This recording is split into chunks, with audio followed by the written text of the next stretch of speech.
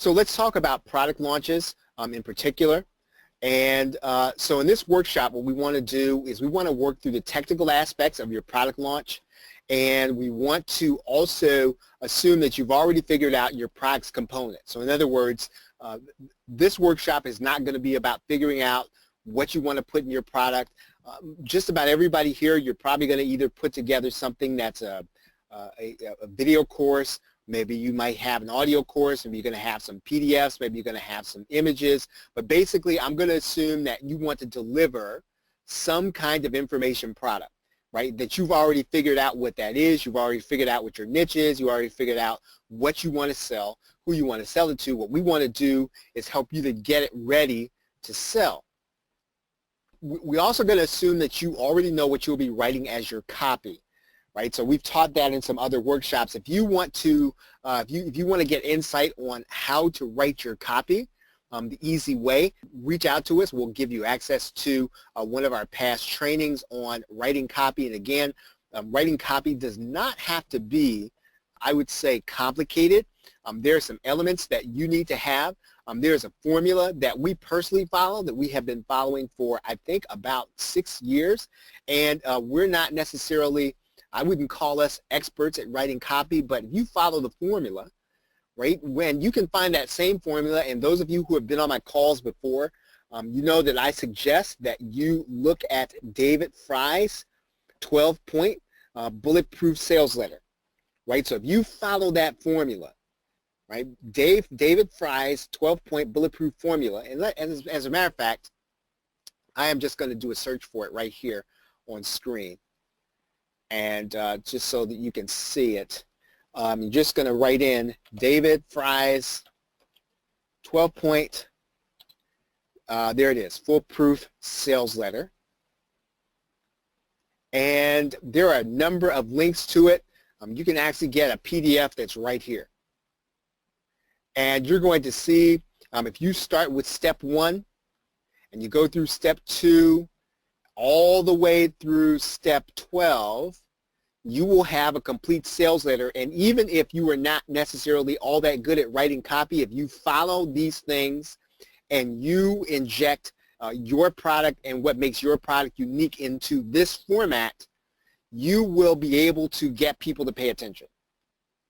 Right? Does that make sense? Is everybody with me on that? So again, I'm not going to talk a lot about writing copy. I am going to suggest that if you want to get a start on writing copy, you can write a decent sales letter, or you can do a decent sales video if you just follow David Fry's 12-point bulletproof sales letter.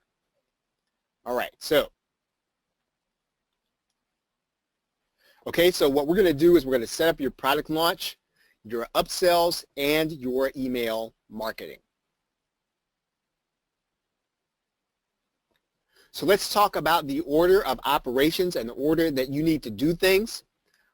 The first thing you're going to want to do is to map out and set up your sales and marketing funnel. And so let's talk about what that means. I'm going to open up Warrior Plus here. Okay, so how many of you have set up a sales funnel on Warrior Plus before? Right, if you haven't, this is actually going to be good, and it's going to be instructive for you. Now you've probably seen a number of people set up a funnel on JVZoo. So what we're going to do is we're going to set one up on Warrior Plus. All right, so here's Warrior Plus. And the very first thing we're going to do is we are going to set up an offer, right? And so the offer is not going to be any specific product. Your offer is just going to kind of give you your statistics all in one place. So when you set up your marketing funnel, what's going to happen is you're going to be able to see all the products in the funnel underneath one title. And your title is going to be your offer. So if you get that, please put the number 1 in the question box. So in other words, all your products in one funnel are going to be under this offer. So we're going to set up an offer first. So let's say that the offer that we're going to set up is going to be teaching, we're going to call this the product launch workshop.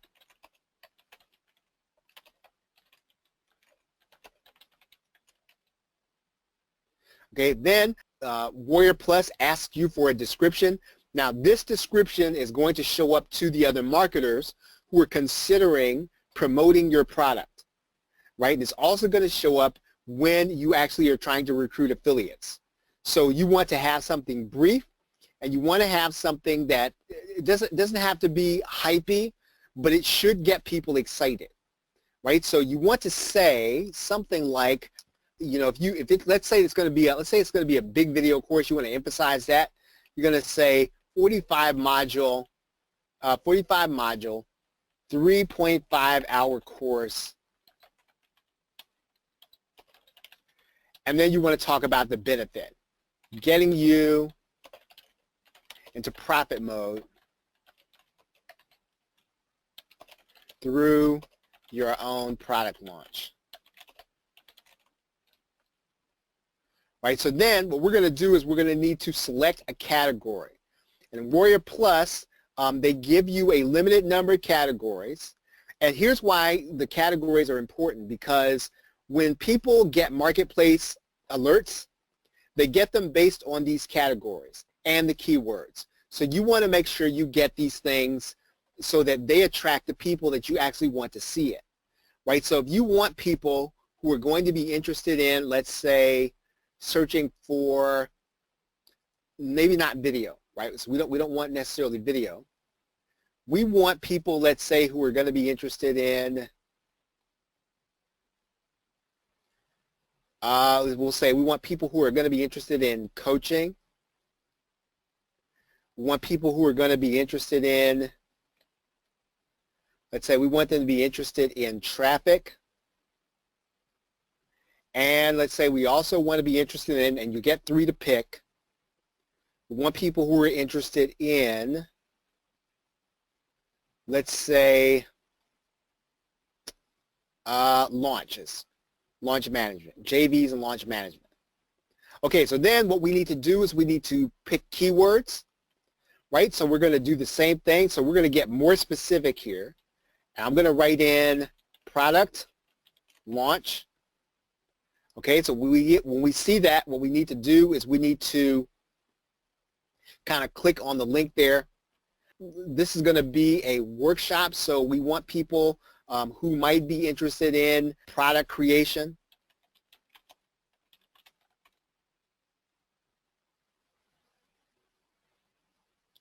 Okay, and then we want people who are going to be interested in, let's say we're going to do this about Warrior Plus, launching on Warrior Plus.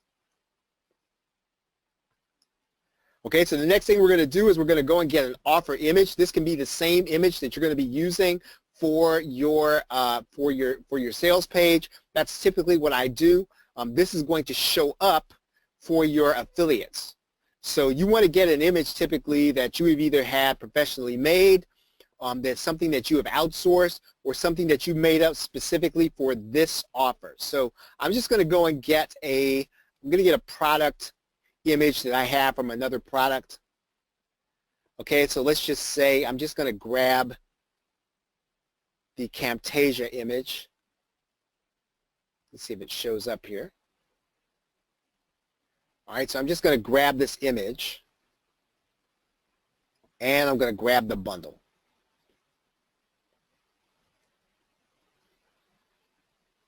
Right? Do I want this to be displayed in the marketplace? Typically, I am going to want to, but Warrior Plus is not going to let you do that until you actually finish setting up your product. Right? So once we do that, we're going to click Create.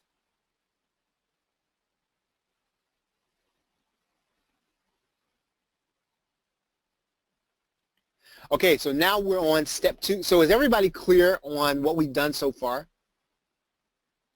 Okay, is everybody clear on what we've done so far?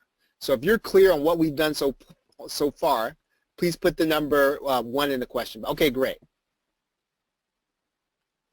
All right, so now what we're going to do is we're going to go ahead and start setting up our sales page, because Warrior Plus is going to ask us for a sales page. Now, you will not have set up your sales page at this point.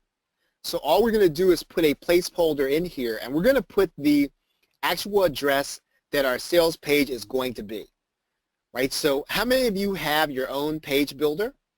So hopefully you have your own page builder. I'm going to go into mine in the PLR show, right? Because if I'm going to create a sales page, I'm going to do it in my own domain. So I'm going to set up a new page, and I'm going to just kind of get a sales page here. And I'm going to pick a template that I would actually use. So let's say that I would probably do a video sales letter. And I'm going to call this product launch workshop.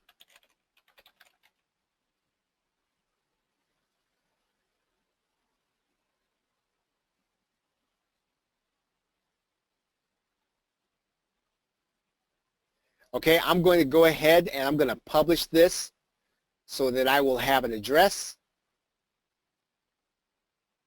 I'm going to grab this link.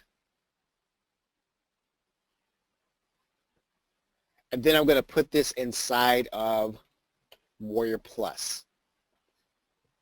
Okay, we are not doing a WSO, so we're not going to need this WSO post, right? We're not posting this on the Warrior forum.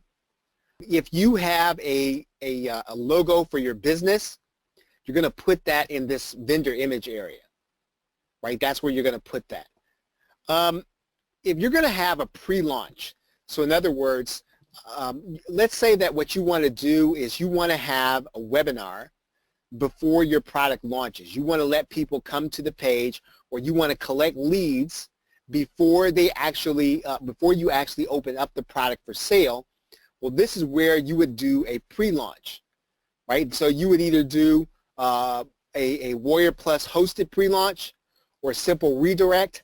I tend not to do these, right? But if you want to do one, this is where you would indicate the pre-launch. And what happens is that at the right time, right at the time of your launch, the page redirects to your sales page.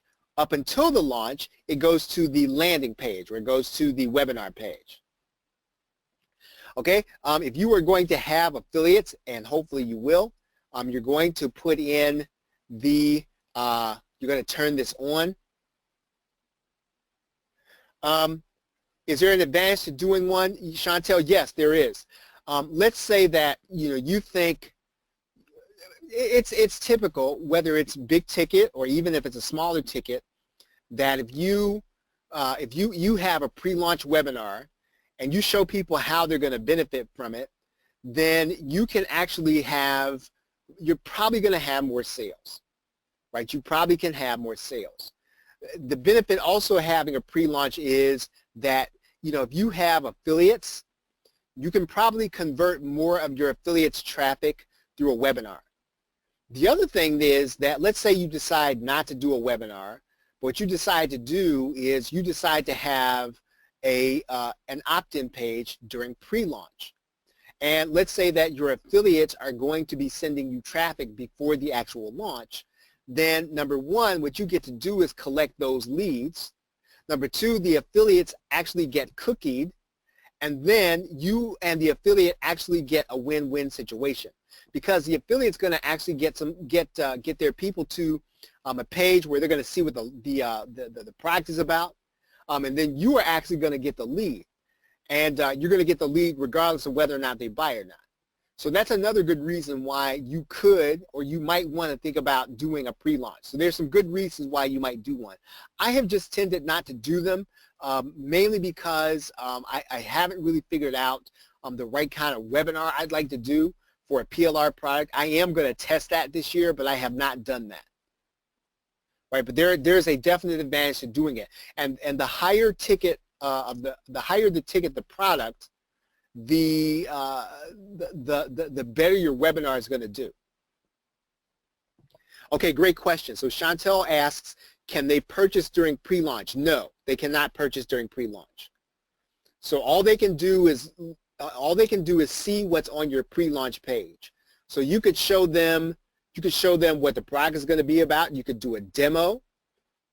Yeah, so it's just information. So let's say that you're selling software, right? And so if you want to show people a demo in order to get them excited, so that when you actually launch the product, you don't have to have them reading your copy and trying to watch a demo and then make a decision to buy. Bringing people to a demo page is a good way to sell software because they get to see that software so that when the gates or the doors actually open to the product, all they have to do is come and buy. They already come, they're already excited, they're already pre-sold. So yes, you're right, it's just information. Right, yeah, so what you're trying to do is warm them up. And you can do that for anything. I just use the software, but you could warm them up for a product. You could do a 2 or 3 minute video saying, hey, here's everything that's in it. Here's how I would use it. Here are some testimonials, that kind of stuff. I mean, it shouldn't be long, but you can actually do a good pre-launch page. It'll get people warm to the product, so when you actually launch it, or they get sent there by the affiliate, or they get sent there by you in your email, then they're going to be more likely to convert. Okay, all right, so affiliate information. This is where what you're going to do is you're going to give your affiliates some information about the product, and you're also going to tell the affiliates that'll be applying kind of what you're looking for. So one of the things I like to put in here is that I'll write, and this is just what I write in here. You're going to say something like, you know, affiliates need to have more than 100 sales. I will also put in here something like, I prefer to work with experienced vendors that sell PLR. And then I'll say, you know, if we don't know each other, please reach out to me on Facebook or Skype. And you know what? I know sometimes I might be missing out on some affiliates who could probably do a good promotion. But quite honestly, I do want to know the people who are going to be promoting my product, because I don't want them misrepresenting it. I don't want them bringing people who don't understand PLR. And you might have certain affiliates that you want to promote. You might have certain affiliates you don't want to promote. And so I want them to, at minimum, reach out to me on Facebook if I don't know them, because I want to see their profile. Right? That might be a little obsessive. It might be over the top. It's just what I like. I'll tell you one reason why you want to think about that is because, you know, if you have an affiliate that you don't know, and you have an affiliate that's either sending fraud traffic, or even if they send traffic and they totally misrepresented your product. And so then the person actually gets the product, they get to the download page and they get it. Here's what they say. They say, you know what, I thought this was going to be something else. Right? And sometimes that's because the affiliate didn't know how to promote it, but they knew how to make sales. So number one, you have control over who applies here, and you want to write this message in here, because you can end up, I'll show you why. I'll show you why you want to. I'll just be for real with you, right? You can have an affiliate request list that looks like this. Right, and I don't know any of these people, right, and none of these folks have reached out to me on Facebook the way I asked them to. And I mean, yeah, I mean, granted, I could approve them, maybe they could make sales, but if I don't know them and they didn't take the time to reach out to me, I just don't really feel like I have to have them as affiliates. Right? Does that make sense?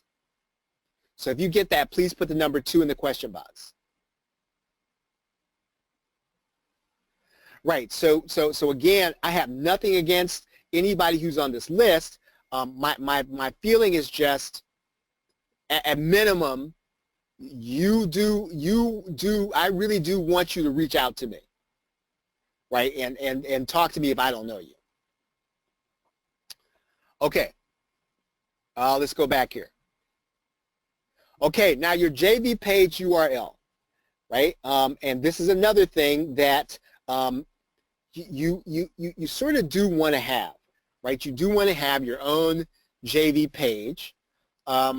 This year I did something a little different, and I created my own JV blog, right? And so all my JV blog is it is a website that is a JV. It's jvwithcharles.net, right? And this, I mean, the name is just kind of corny, right? But it is my JV page.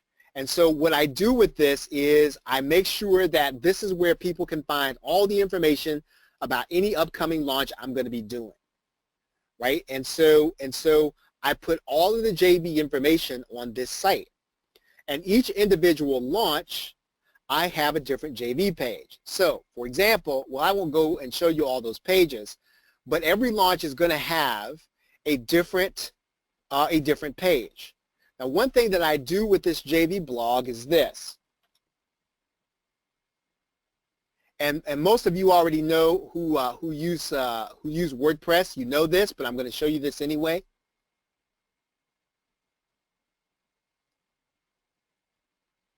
So if you go into the settings and you go into reading, you can determine what your front page is going to be. So every time I start a new launch, I put that new JV page as my front page, right? So whenever my next launch is, it's going to be the front page of jvwithcharles.net. And I think, you know, someone showed me that jvwithcharles.com is available, for auction. Maybe I'll get that. But does everybody make sense? Does that make sense? So all I'm doing, I have all my JV pages. My JV blog is just a WordPress site, right? It's just a WordPress site. So and because I use OptimizePress, those of you who use InstaBuilder, you're just going to put your JV, your page builder on there, and just build a simple little JV page. Right? Yeah.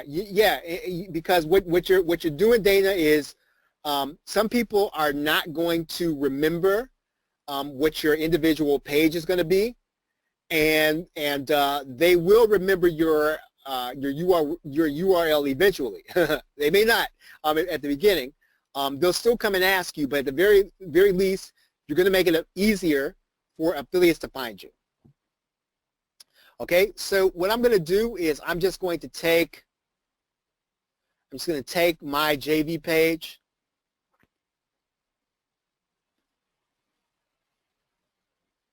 I'm going to put that inside of there.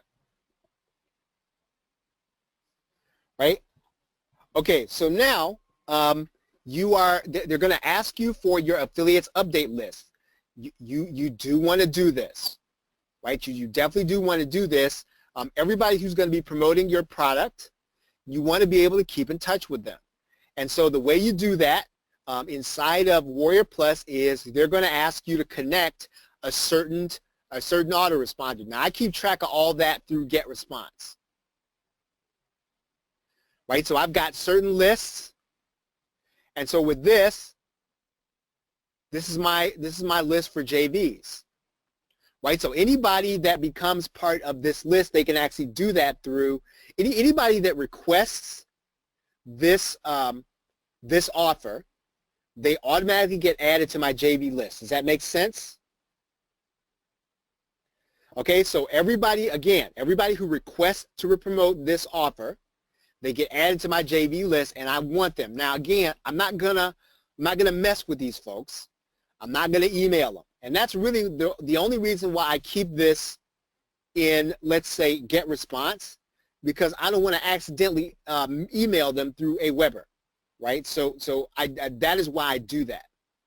So again, I'm going to go ahead. I'm going to save this.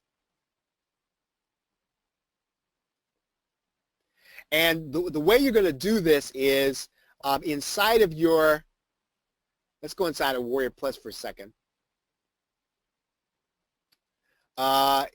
Inside your account settings, you are going to have this section called integrations. right, integrations. And I might have to pull this off screen. I want to make sure I don't put anything sensitive up here. So let's see if I can just do this. Okay. So in order to connect your autoresponder so that it works automatically, you're going to have to go to your new service. Does everybody see all the autoresponders there?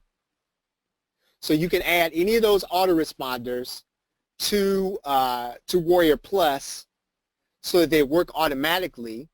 And whenever your JVs request your offer, they get added to the list, right? And you have to do that though through this integration page. So the reason that works is because I have GetResponse set up through my integration page, and you can actually see that here. All right, let's close this out. Okay, so no pre-launch. The affiliate program accelerator, I have not done that. I have not done that. I don't know anybody who has. I'll tell you what this does. No, let's see. That's not what we want.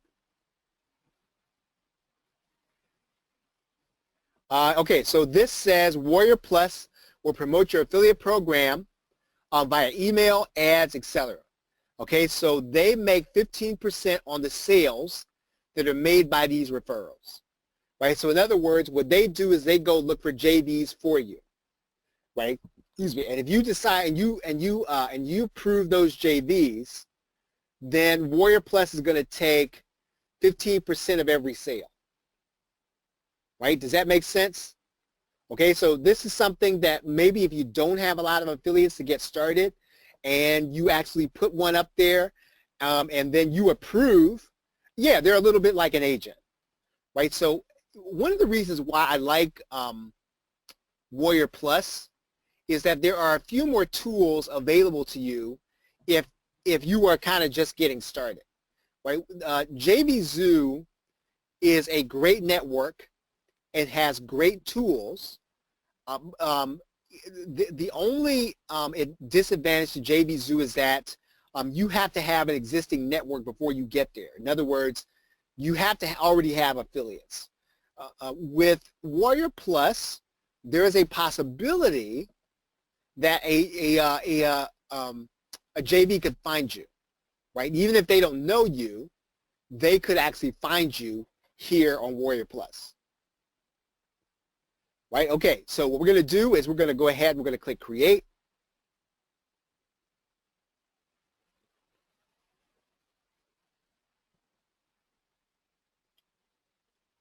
All right, so now our offer is active. So now we have an active offer. So what we need to do now is we need to create a product, right? And so what we're going to do is we're going to click Add a Product.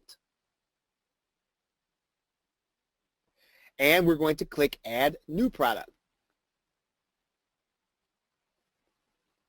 Okay, so details.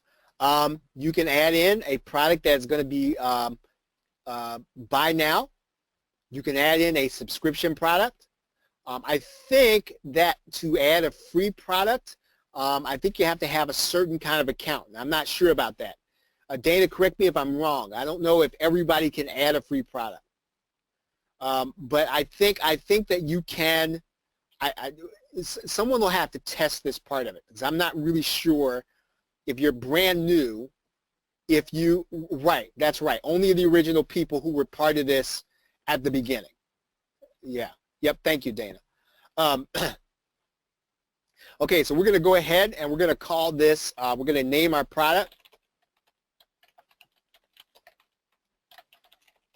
Product Launch Workshop Live. Now, like I said, I'm not going to be selling this, but I'm just going to do this as an example. So this title is going to show up to you and to your customer. It's also going to show up on their receipt. Right? Okay, now, important thing here. How are you going to deliver your product? Now, you don't have to make a decision about that right now, but you are going to have to make that decision. Right? And so Probably the easiest thing to do would be to send people to a thank you page where you can go back and add to it later, right? If you choose to do a file, I don't like files because you still got to deliver a PDF or something like that, and it can only be 100 megabytes. And you could very easily go through 100 megabytes. Now, if you have something small and all you're delivering is going to be a PDF, I can see that, right? Maybe you do want to just deliver just the file. But the other thing that, you know, delivering a thank you page allows you to do is it allows you to do, why would I want to send people to a thank you page? Let me ask you guys. Why do you think that I would want to deliver people to a thank you page? Right, exactly, Chantel, because I can put in everything else that I have on there, right? Maybe they don't know what else I have. Maybe they don't know all of my other products. And so it's my opportunity to actually put in all of my other products. I'll tell you another reason why, and it is not something that I have done yet. I hope to be able to do it of my upcoming launch. I don't know if I'm going to have time to. I've been reading a book called The Experience, and it's about Walt Disney. And it's about all the things that Disney does in order to make their customer service. They've apparently kind of their customer service is so far above everybody else's that it's widely known. So it's a fact that their customer service is far above everybody else's. And so one of the things that they do is they try to make sure that there is something personal at every stage. And so another thing that you can do on your thank you page is you can autoplay a video, right? So in other words, people, the first interaction is the most important one. The first interaction that you have with people needs to be personal if you can make it.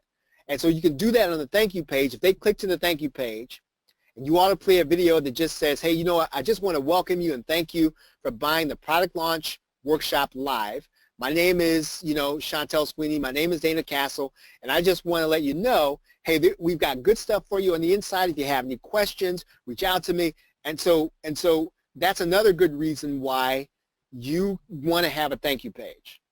Okay, so that makes sense, everybody. So again, if I said that to you at this point, I would be saying do as I say and not as I do. I haven't done it yet. I've done it sometimes in the past. I'd like to be able to do more of that. Okay, so deliver URL. So let's go ahead and let's do a thank you page.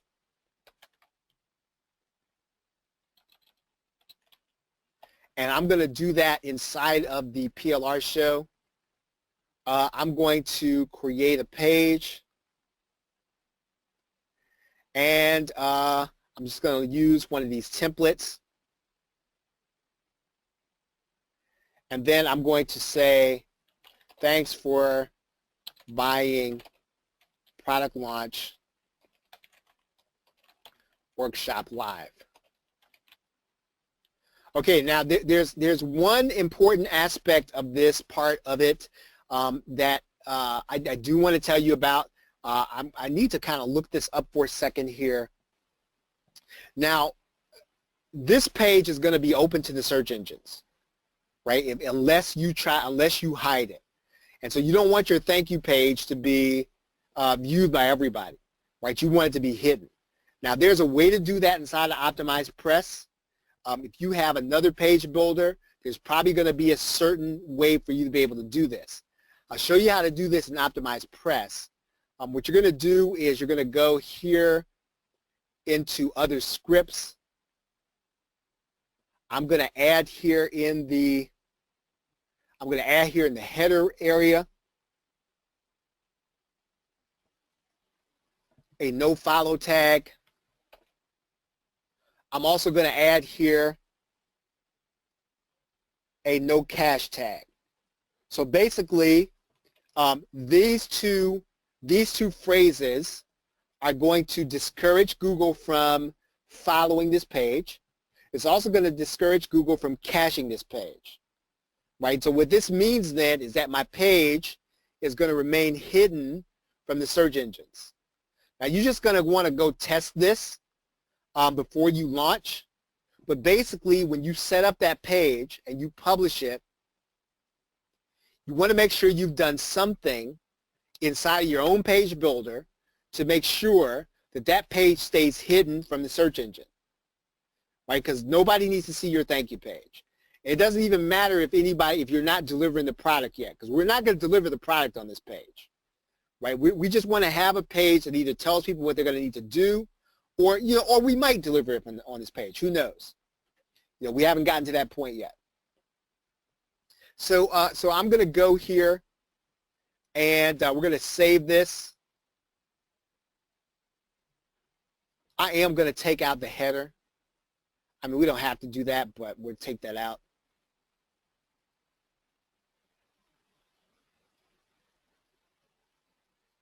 All right, so I'm going to grab that link. I will come back and edit that page because right now we want to keep working on our sales funnel. Okay, I'm going to put that delivery URL in that box. Okay, I'm going to decide on what my refund period is.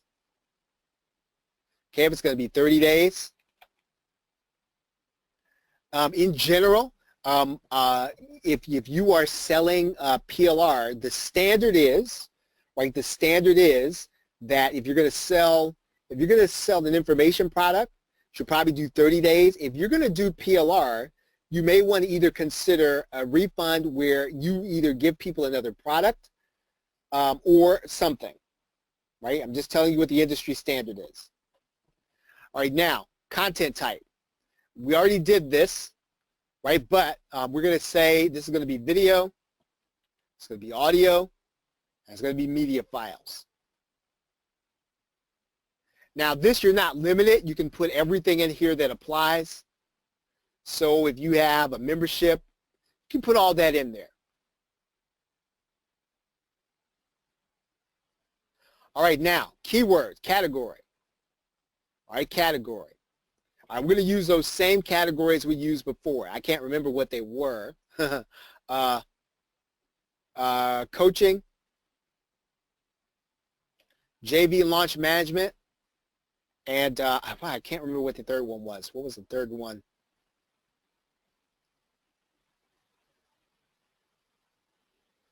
Okay, we won't. We'll say it was. Other. Okay, so keywords. We're going to use those same keywords for this product. Product creation. Product launch. And let's see. Oh, that's actually spelled wrong. You have to be careful with these things too. Product launch, because just about every misspelling that somebody had in here, it's actually in here. So you want to make sure you get the right one. All right. I'm going to go get that same product image. Now let's say that I'm going to be doing a limited edition, right? And so only, let's say only 50 people can buy this. I would limit that. And what happens then is that Warrior Plus cuts off the sales at a certain point, right? So I could do that if I wanted to. Typically I'm not, but I could. I do want to actually show you this about the keywords, right? Let's take a look at that here. See if I can find this.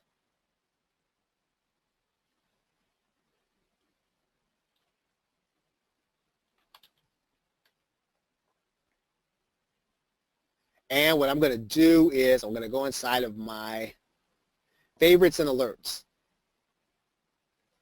These are my keyword alerts, right? So anything that comes that's offline, anything that comes that's PLR, anything that comes that's resell, anything that comes that's video, anything that comes that's WordPress, anything that comes that's YouTube, I get a notice about it in my email. Right? So everybody who's on Warrior Plus can do this. And so this is why in some cases, even if you don't have any traffic before, if you were new Yes, and actually everybody sets this up, Chantel. And here's why this is important. Let's say that you have no affiliates. Let's say that you have no traffic, but you launch your product on Warrior Plus. If your product has resell, right, or it has video as one of the keywords, I'm going to get it. I'm going to get it in my email. So you're going to get traffic from me just because your offer is going to hit my email box, even if you and I didn't know each other, right? And so that's another thing that Warrior Plus does, that actually, if you were totally new, you can still get traffic to your offer, right? Yes. So I set mine up, Chantel. Everybody sets theirs up to get all of the products that are related to this one. So in fact, I actually stopped getting mobile, right? So I could probably delete this. I can delete the one for mobile, right? And I can add a new alert, right? Maybe I want to get everything that is private label rights,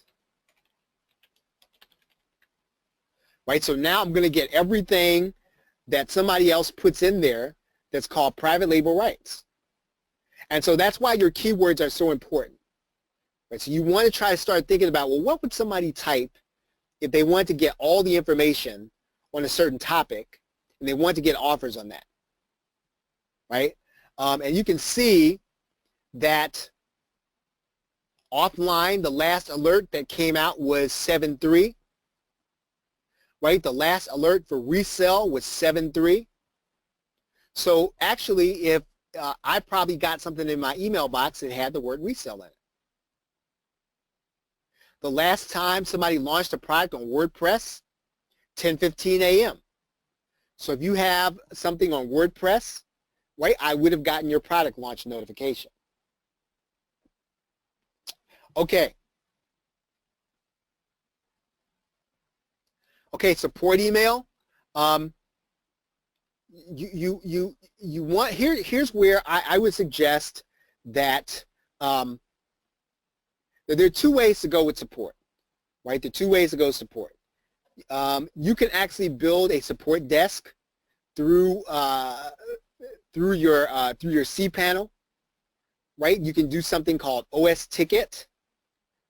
I would suggest that you use something like either Freshdesk or Zendesk. I mean, there are plenty of them out there. We use Zendesk, and the reason that we use Zendesk is because it makes it easier for me to track anything that anyone is doing. It makes it easier for me to it actually makes it easier for me to have Sydney do most, if not all, the support, and then if I have to come in, if she has to assign something to me, she can do that, right? If she has to say, well, can you answer this one, right? I can do that in Zendesk. It's hard to do if you have one that is in your cPanel. The other thing is that email deliverability is tricky when you're using things on your server, unless you've got to really know how to set up something called SMTP. And I'm not going to do that during this this workshop. But if you know how to do SMTP, which is a way for you to be able to make sure your emails get delivered, then I think that using your server is fine. But otherwise, then I do recommend something like Zendesk or Freshdesk. And I think it's about $10 a month. Okay, any questions?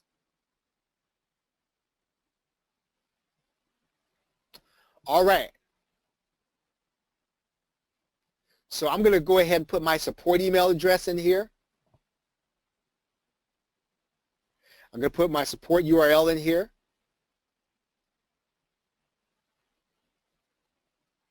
Okay, you're going to select your PayPal account here or Stripe, right? So either way, you can use whichever one you want to use in order to get paid on Warrior Plus, right? If you rather use Stripe, you can use Stripe. If you rather use PayPal, you can use PayPal. Again, I don't think there's any particular advantage to either one. I use PayPal, but I'm not averse to using Stripe, right? Okay, so it seems about 9:27. I'm thinking you all might be on overload. So why don't we stop here, and we will pick it up next week in terms of getting this product set up. All right, any other questions?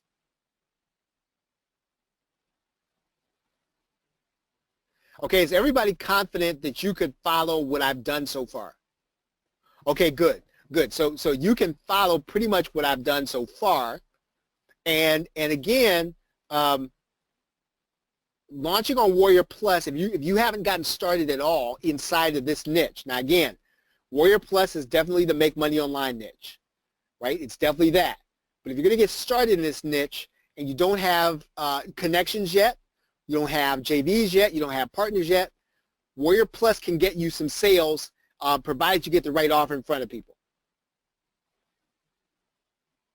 Okay, everybody, well, this is week one of our workshop. What we're going to do is we're going to get you set up to launch your product. We're going to get you launching on Warrior Plus. And so by the time the 4 weeks is over, you are going to have your product set up and ready to go. And so what you can be doing, right, during these 4 weeks is you can be putting your product together, right? You can be getting your copy together. And so once the 4 weeks are over, then all you've got to do is follow this course to get it set up and ready to sell. Okay, everybody. Well, thank you very much this evening. I appreciate you all being here. Have a great night and a pleasant tomorrow. Take care. Okay, so this is Product Launch Workshop Session 2. This is the live workshop, and what we're going to talk about is the same kind of a continuation of what we talked about last week. We're going to be working through the technical aspects of your product launch. And of course, we assume that you've already figured out what your product components are. So if you know you're going to be delivering a PDF or a series of PDFs or videos or a members area, we're going to assume that you already know that and that you are then ready to deliver that content. Right? Okay, so number 3, we're going to assume that you already know what you'll be writing as your copy. And finally, we will set up your product launch, upsells, and email marketing in this series. So we're going to take all 4 sessions in order to do that. So let's talk about the product launch order of operations. You want to first map out your marketing funnel even before you actually create the product, because when you map out your marketing funnel, this will actually determine how you're going to create the product, right? And the other thing is that you will then want to outline your sales copy. This again will help you to determine what you put in your product. What you don't want to do is to create the entire product first, obviously, and then go to the marketplace with it. You want to go to the marketplace, determine what you know is going to sell, and then go and create your product. And once you've done that, you can then start the product creation process, right? You can start putting your videos, your audios, your PDFs, anything else together. You should then start outsourcing or creating your graphics. This part will be easy for you if you have already outlined your sales copy. What happens to people often, and I've seen this, and it's actually happened to me too, is you finish the entire product, you then have to start writing sales copy and outsourcing graphics. And this is how many good ideas sit on the shelf. When you want to do the counterintuitive thing, you want to map out your sales funnel first, you want to outline your sales copy, and then you start creating your product. And once you start creating your product, while the product is being created, again, this is important, while the product is being created, not after, start outsourcing your graphics. And if you've written your sales copy, that's going to be an easy thing to do.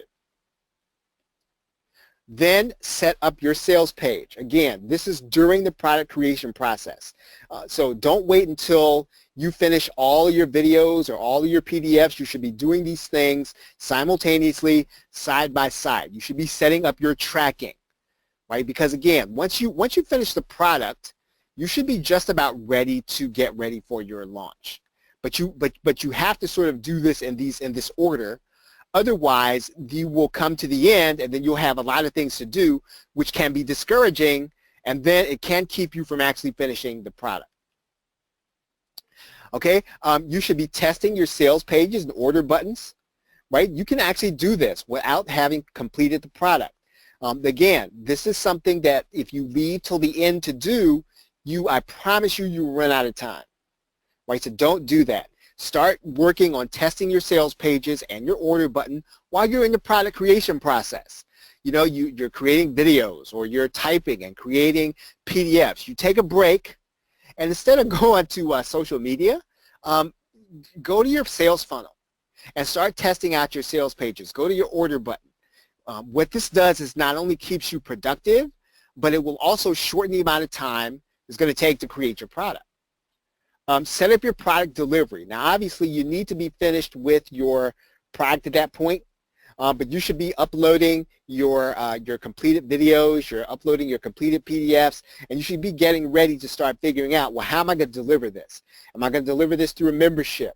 Is it going to be a download page? Whatever it is, you just want to get it set up. And then after that, after you set up your delivery process, you should set up your post-launch email system and strategy. If you are doing this right, and again, nobody can do a product launch perfectly, but if you're doing this right, you should be finishing up your videos and all these other things about at the same time. Right? Does that make sense? Does everybody get that? Does that make sense? These are parallel processes. They are not at the end processes. So while you are creating your product, these are the things that you should be doing. And in fact, you already have, and I think it's in this webinar, there's a checklist, right?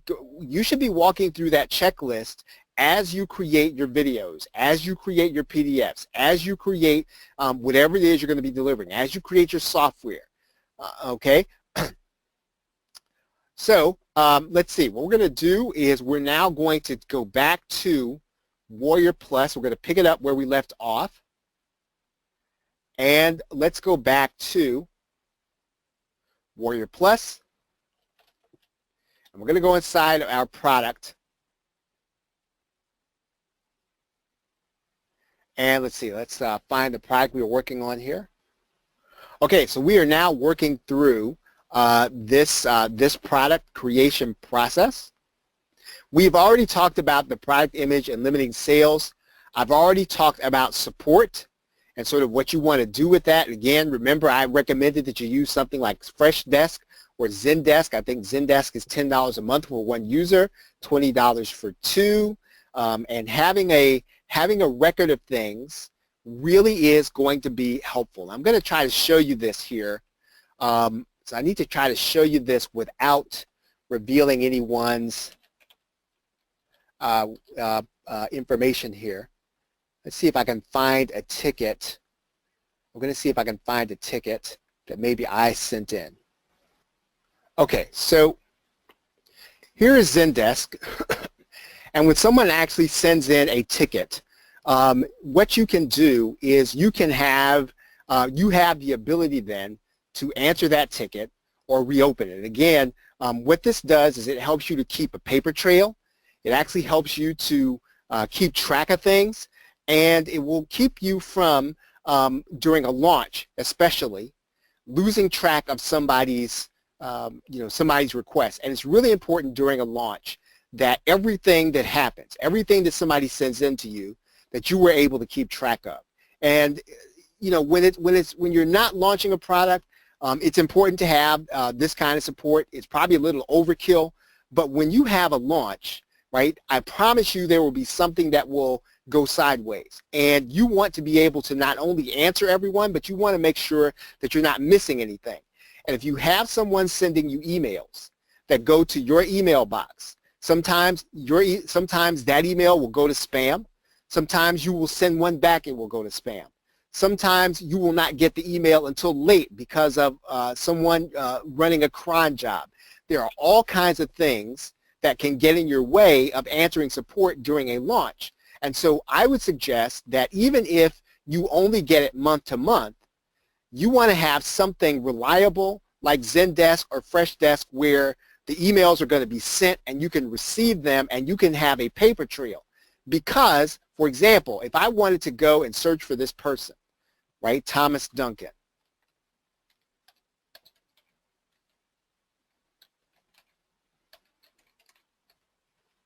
I want to search for them by email. I can do that right here, right? In fact, here's the one that I just submitted, right, as Thomas Duncan. And so I can answer this now.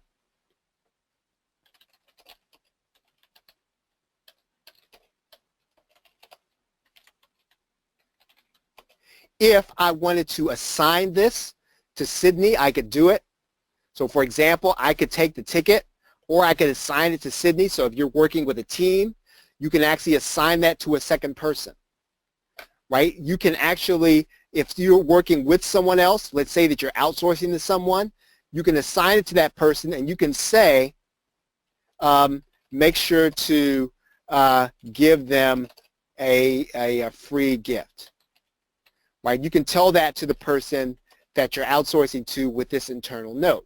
Now again, Zendesk isn't any better than any of the other help desks, but it is better than having your own on your server because of the email deliverability issue and the fact that this keeps a paper trail. Now there is also, you can also get something like, I think it is called, what's it called? It's OS Ticket is what it's called. The other one is called OS Ticket. And OS Ticket is free.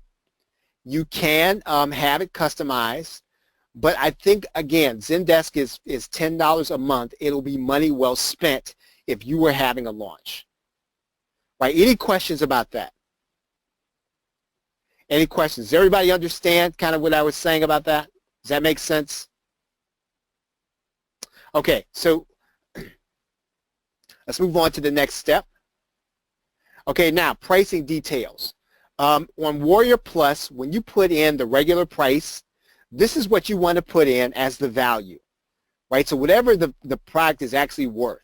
And so if you've determined the product is actually worth or it's eventually going to sell for something, that's what you want to put here as the regular price. If the regular price after the launch is going to be $47, excuse me, you want to write that in because what's going to show on the sales button is that the regular price is going to be $47, so the customer, when they come there, they're going to know that, hey, the price could actually go up to this, or it's likely to go up to this. So you want to make sure that you put that regular price in this box. The sale price is your launch price, right? So whatever your launch price is going to be, that's what you should actually be placing here in this box. Now, let's say that, does everybody understand the concept of a dime sale? Okay, so if you understand the concept of a dime sale, please put the number 1 in the question box. If you don't, and you'd like for me to explain it, please put the number 2 in the question box. Okay, so most of you understand the concept of a dime sale. Basically, a dime sale is when you determine how much each sale is going to cause the price to rise by. So in other words, we could actually say that the regular price is going to be $47. The sale price is going to start at $17, and it's going to increase by, let's say, a penny with every one sale, right? And we can say, well, we don't want it to go any higher than $17.95, right? So in other words, during the launch, we only want the price to go to $17.95, but we want to do something to encourage people in a way, not in a scarcity way, but in a way that's in their best interest. So it's in your best interest if you don't want to pay the rising price to get it now, right? So that's why you do a dime sale. All right, now the next thing you have here is your email integration. So what's going to happen is that when you set up an email integration, every time you get a buyer, that buyer is going to be added to a list, right? You can connect a number of autoresponders here. So for example, let's say that I wanted to add in Aweber, ActiveCampaign, Constant Contact, Drip, GetResponse, GoToWebinar, Infusionsoft, and any of these autoresponders. So I can add any of those. Right? So when I get to this point, I can say, I've already set up my GetResponse, and when I go to that menu, Warrior Plus will let me pick my list that I want to use. If I want to create a new list, I can create a new list, right, just for Warrior Plus. Right, so I can create a list that is, I can say this list is new product list, and save it. Okay, it takes a minute to save or so.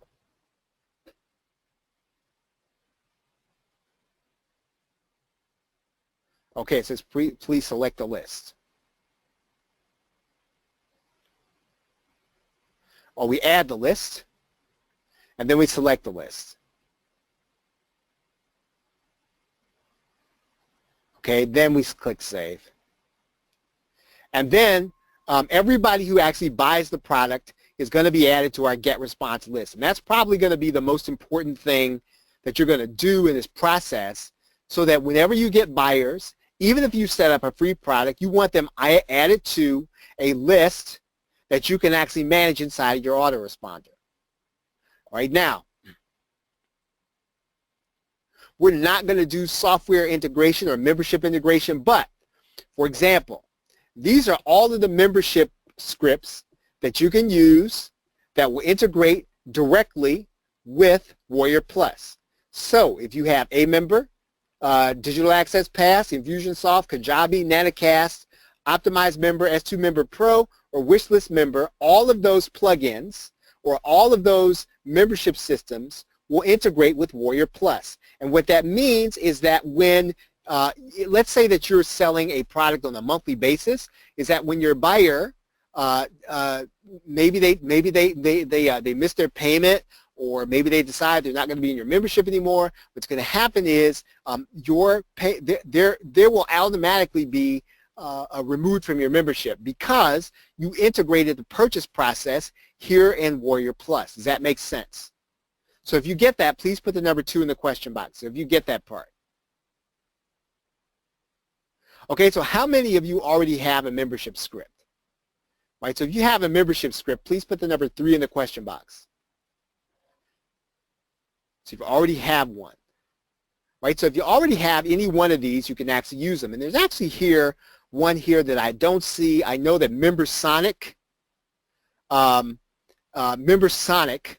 is also, right? MemberSonic integrates very well with Warrior Plus, right? I think it's considered a third-party system, but it also integrates.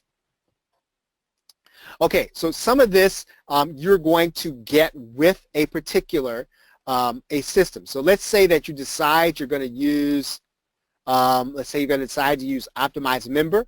Optimized Member will give you this information. Let's say that you decide to use Wishlist Member.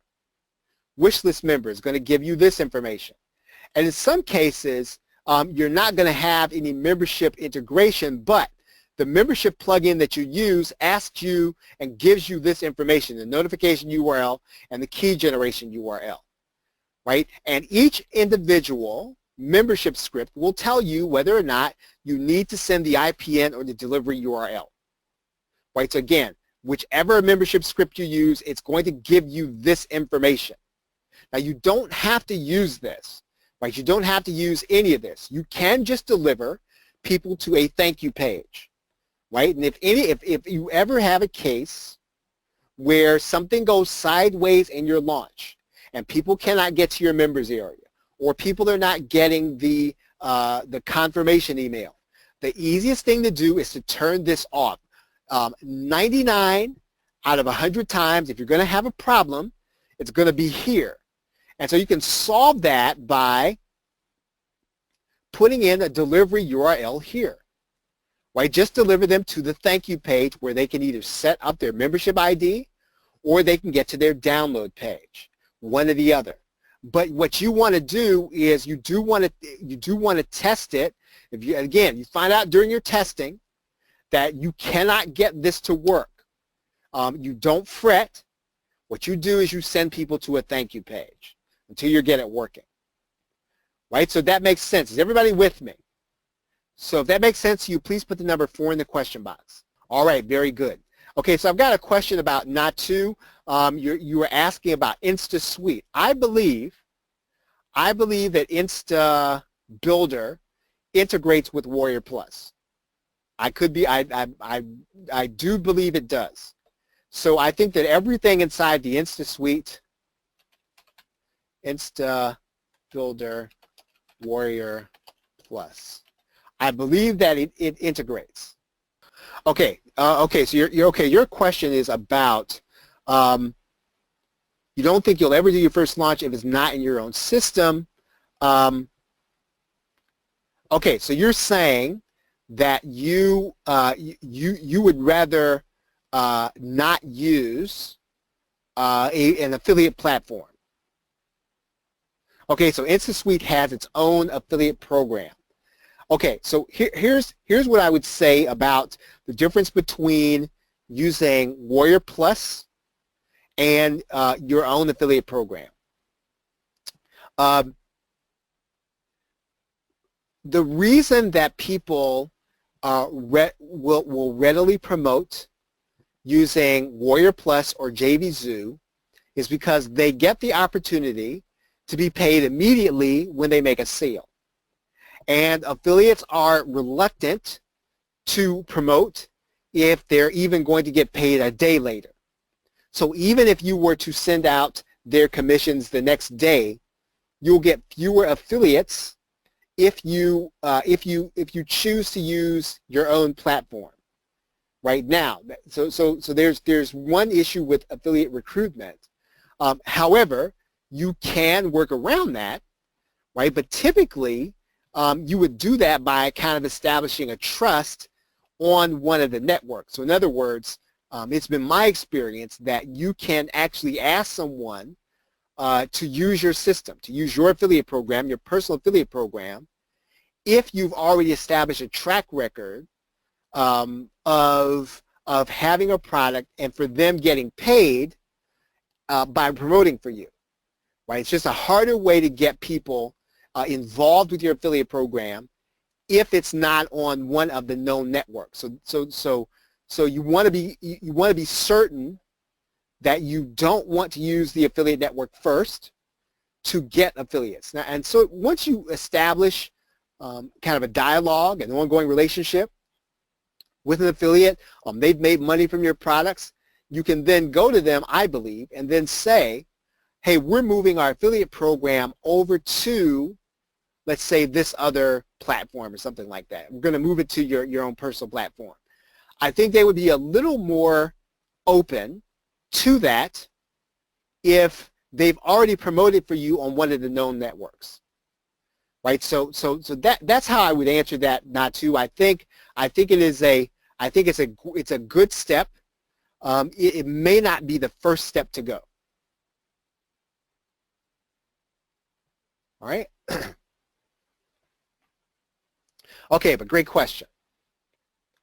Okay, so right here is where you're going to set the affiliate program for your customer, right? So typically, depending on what you're going to be giving on the front end, you're going to write that in there. We talked about this a little bit, but when you write in some information here, you're going to tell your customer sort of a little bit about the product, what you're looking for, and whether or not you'd have them to promote.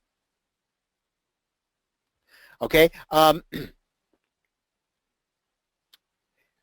Typically, you are going to want to be eligible for deal of the day, so you're going to leave that open, and then you're going to click save, right, and get your product. So now, let's go to the offer section.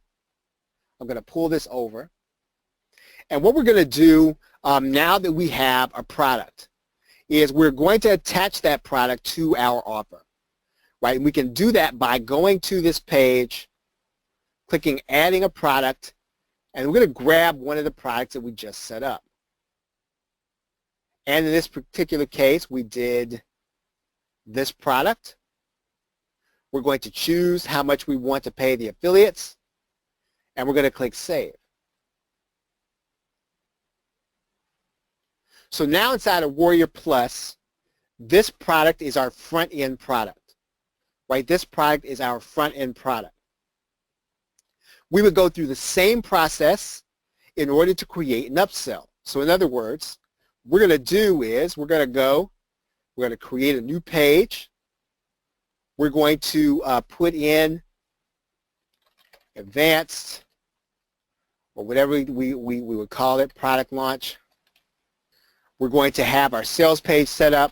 I'm not going to go through that entire process right now because I want to just show you how to set up the upsell. Okay, so once you have these two products set up, you're going to get your second product set up.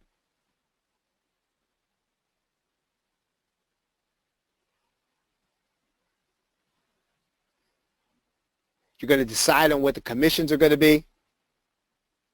You can click Save. What you're going to do now is that you are going to now set these up so that they are connected. So in other words, you're going to see that we still need to connect our upsell. And so we do that by going to this link, saving it. And so now, when the person actually comes to our page, they're going to get sent from this offer to the next offer, right? This is another thing that the affiliate platforms actually do for you during this process. Okay, any questions? Any questions? Okay, so now that we have our offer set up, we have already set our launch date. We're going to click Activate Offer. Let's say it's going to be in the future. It's going to be at 9 in the morning.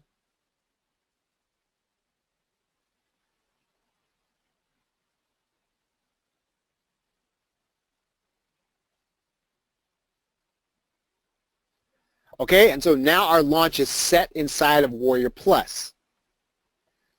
So now really what the next step is going to be is we need to create our sales pages, and then we need to start placing our buttons. And then in the final session, what we need to do is we need to actually set up our product delivery. So in the next session, what we're going to do is we're going to set up our sales pages. And then in session 4, we're going to set up the delivery and prepare for our launch. Okay, are there any questions? Okay, everyone, well, we're about at 40 minutes, I think, and we're going to stop right here. This is a good place to break. Next week, we will start with sales pages. And then, as I said, the final week, we will deal with product delivery so that you will be ready to deliver your product. If you have any questions on anything, any part of this process, please let us know, and we will be glad to answer your question.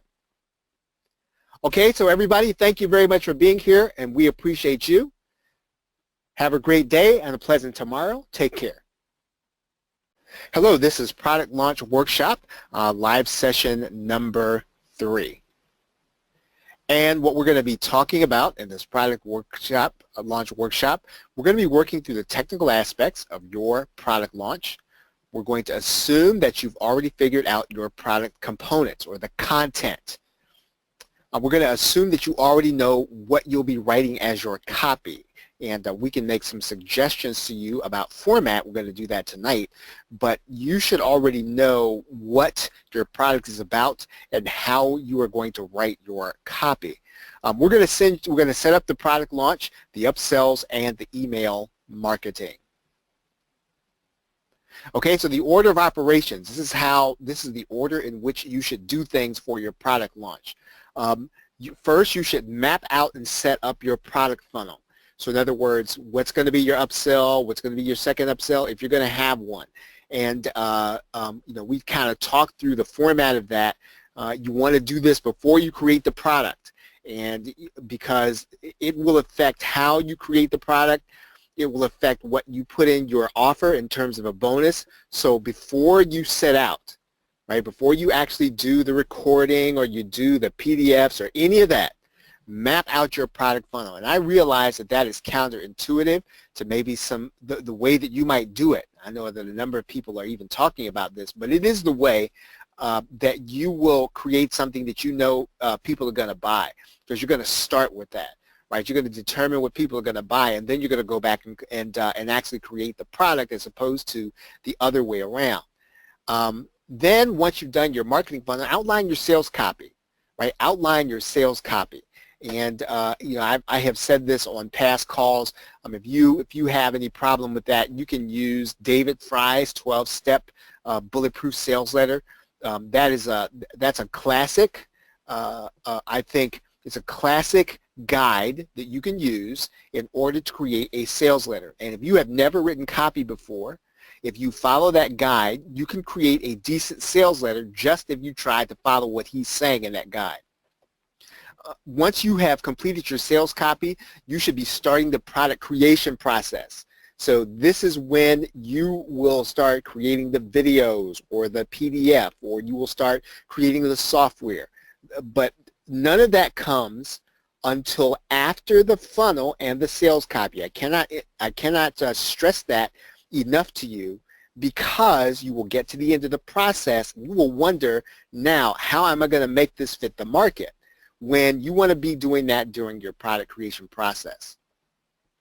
Once you start the product creation process at the very beginning, that is when you should be outsourcing or creating your graphics.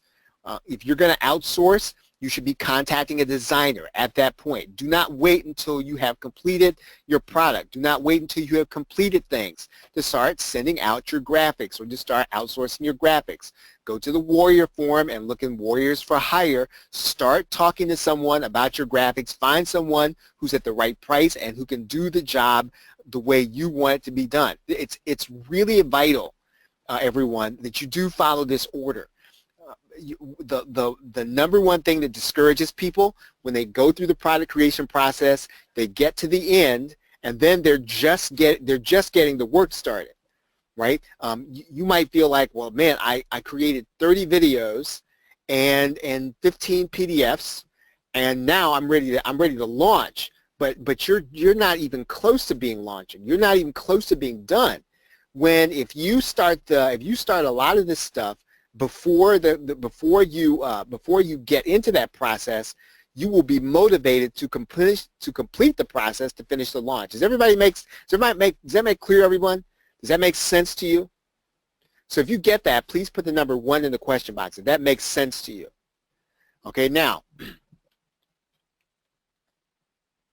once you have outsourced the graphics and you are in the product creation process, you should be setting up your sales pages. This should be happening at the same time.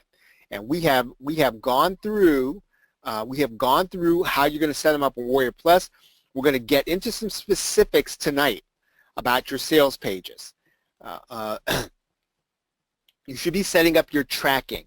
So if you have Google Analytics, if you have a click tracker, if you have some kind of plugin that tracks traffic to your website, set this up now when you're setting up your sales pages and you want to test your tracking, right? You want to test your tracking until you can verify that it's working correctly. And you can do that typically by going to the site or having people visit the site so that you'll know your tracking is actually working. The tracking is important because that's how you're going to be able to tell how you're doing, right? That's how you're going to be able to tell whether or not you should adjust something. So you have to set up the tracking kind of while you're in this process.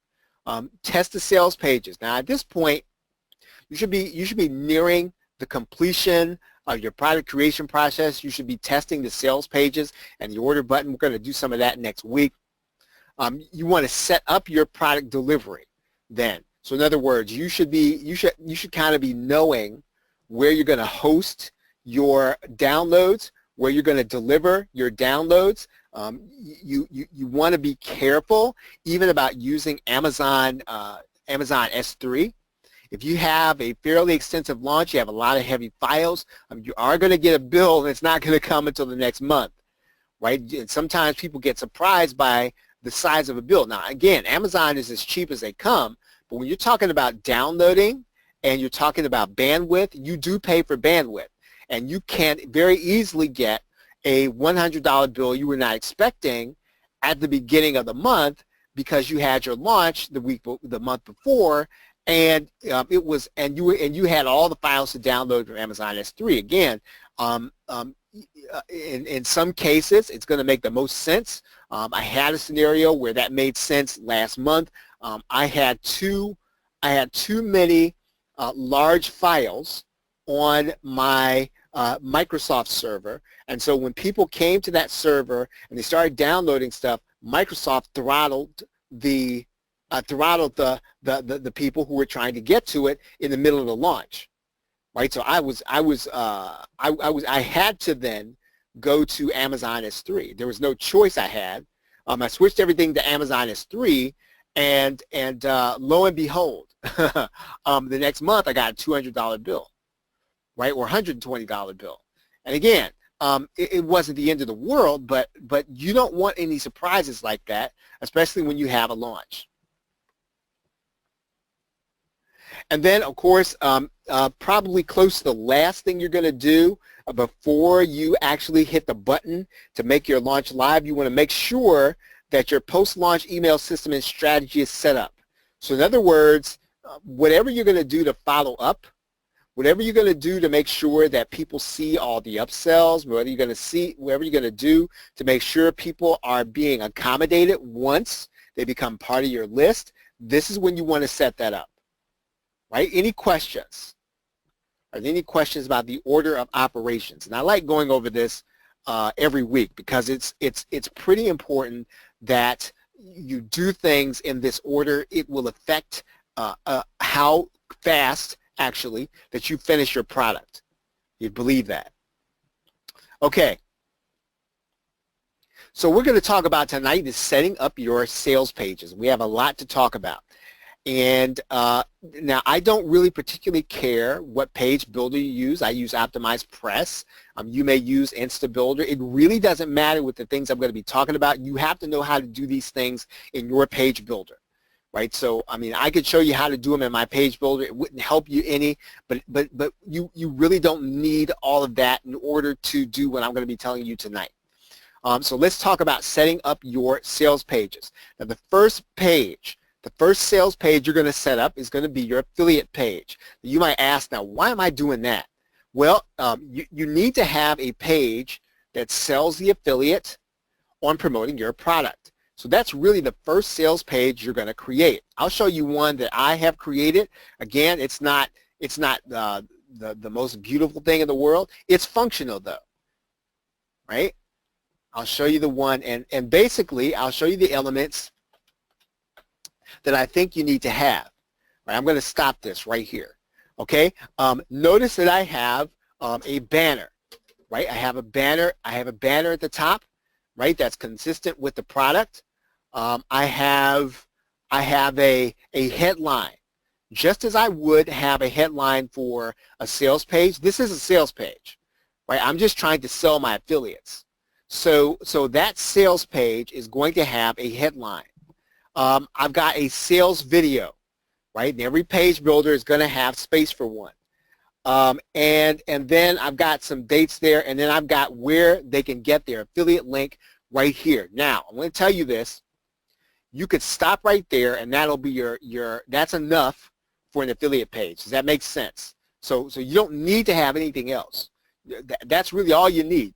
A headline, the banner, and then the affiliate link. Now I have some other things in here that I explain the funnel, I explain the product to them because some people, some affiliates want to know what the product is going to be about, right? Some don't care, right? But some do want to know what the product is about.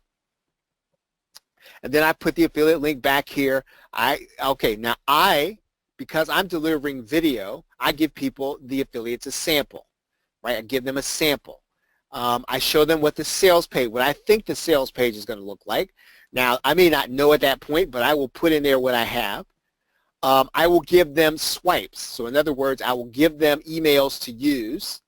And I expect that the people that I would allow to promote, that they would not just take my swipes and just use them word for word. I hope not. But regardless, I do give them swipes for them to be able to use, and then I give them access to a bonus page. And so this is a bonus page that they can use in order to almost act as a bridge page. So in other words, they're going to send their visitors to the bonus page first. The bonus page is then going to be clickable to the sales page, right? So is everybody clear on where I am right now?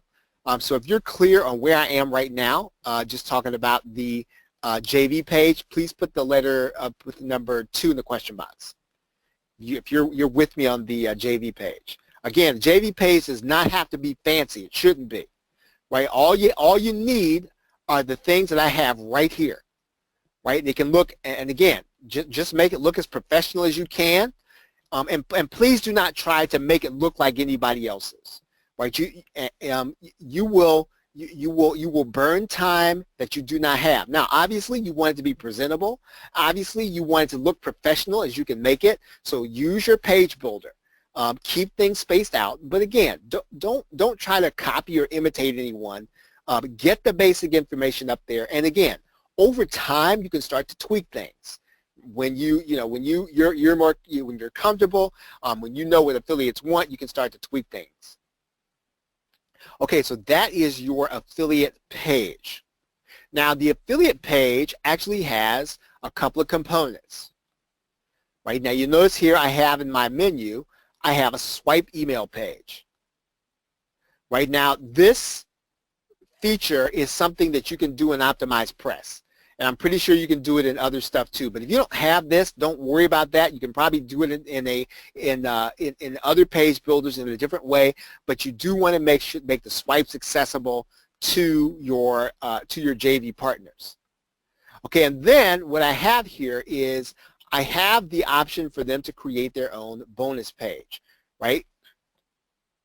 Let me show you what the bonus page is going to look like, I think. Okay, so here's the bonus page. Now, again, what am I trying to do with the bonus page? Okay, okay, does everybody understand the concept of a bonus page? Okay, the bonus page is basically my way of helping the affiliates to promote my product. So it is another sales page, and you are creating a sales page telling people what the bonuses are going to be, but you're not going to use this page. Your affiliates are going to use it. Now, you can use it. I've used mine in the past, but it's mainly for your affiliates. So they will be able to send traffic to the bonus page so that people can see it before they make a decision whether or not they're going to click onto the sales page or not. Right? Does everybody get that? Does everybody get the bonus page concept for the affiliates? Right? For the affiliates. So if you get that, right, please put the number 3 in the question box. You're creating a bonus page for your affiliates. If you don't get it, please ask away. Ask a question if you don't get the concept. Okay, so now in the bonus page, what am I doing? I'm talking about the product, right? Again, I'm not doing anything fancy. I'm telling them what the bonus is going to be. Now, what I do, and I don't know if everybody does this, this is just what I do. I personally do not necessarily always like all the different e-covers to be on the bonus page that my affiliates are going to use in order to promote my product. And so what I do is I will go into Photoshop and I will create an e-cover for each bonus. Right? So my e-covers, pretty much they're going to all look the same. And they are the same. They've got the different titles on there. But I am basically recreating and again, all this is just aesthetics. Right? I'm only doing this for aesthetics. I'm doing this so that it looks uniform, so it looks professional. It looks like something that hopefully the people who are coming to this page would want to purchase. Right? Is everybody clear on that? What you're doing with the bonus page? Right? This is for the affiliates, again, to promote. Now, you should be able to go and put your hands on. I like to use 5 for the front end and 5 for the back end. And 3 I like to have on my page just in case I never see these bonuses. Now, when it comes to delivering the bonuses, sometimes I will give the affiliate a link to be able to deliver the bonuses, right? If they want it. Most of the time, though, I will deliver these bonuses in my own back office. Right? Does everybody get that? So does that make sense? So if you get that, please put the number 3 in the question box. So in other words, the affiliate's not going to deliver the bonus. They're not going to put it in their slot, right, for the bonus. I'm going to deliver the bonuses on my membership page, my download page, or in my back office. Right? Okay, so you can do your format can be however you want it. Right? You do not have to make yours look like mine. You don't have to make yours look like anything. All it really needs to do is it needs to look clean. It needs to look like something that people actually want. That's all you really have to do in order to make it presentable. Okay, now, so we've talked about the swipe page and the bonus page, and we've kept the header. One of the things you're going to notice here is that this is something that I can do. I like to put my header across everything. And I'm going to talk about that here in a minute. And the main reason I like to do that is because I don't want people to be disoriented. And I want them to know it's all associated with the same thing. Okay, Chantel is asking if there's one way better than another. Do you mean in order to create a bonus page? Or when you say one way better than another, Chantel, what do you mean? Okay, and while she writes in that question, okay, so that's my bonus page. And again, I did all this from scratch. I did all this in OptimizePress. So you can use your page builder to build one from scratch. You don't have to use a template. If you want to use a template, use one. If not, don't worry about it. Just make it professional and clean. Put the basic information on there. Is there one way better than the other? I think so, Chantel. Honestly, I think you should deliver the bonuses rather than if I'm your affiliate. I think you should deliver the bonuses, and here's why. What you don't want is you don't want to get support requests saying, hey, you know, Charles, I bought this through Charles's link, and he said, and he was supposed to give these bonuses, and he didn't. Can you talk to him, or can I buy through somebody else's link? Can you just switch out from him, and you can avoid all of that by just delivering them yourself. Now, you can also, what you can do is you can deliver the bonuses, Chantel, and you can also give them to the affiliates. But I do not want any variables, I don't want any variables that are under anybody else's control during a launch. That's my personal opinion about that.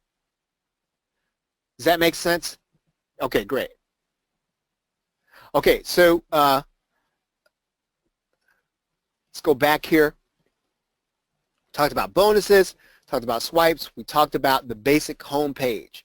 Next sales page is the affiliate bonus page. You just saw that. Okay.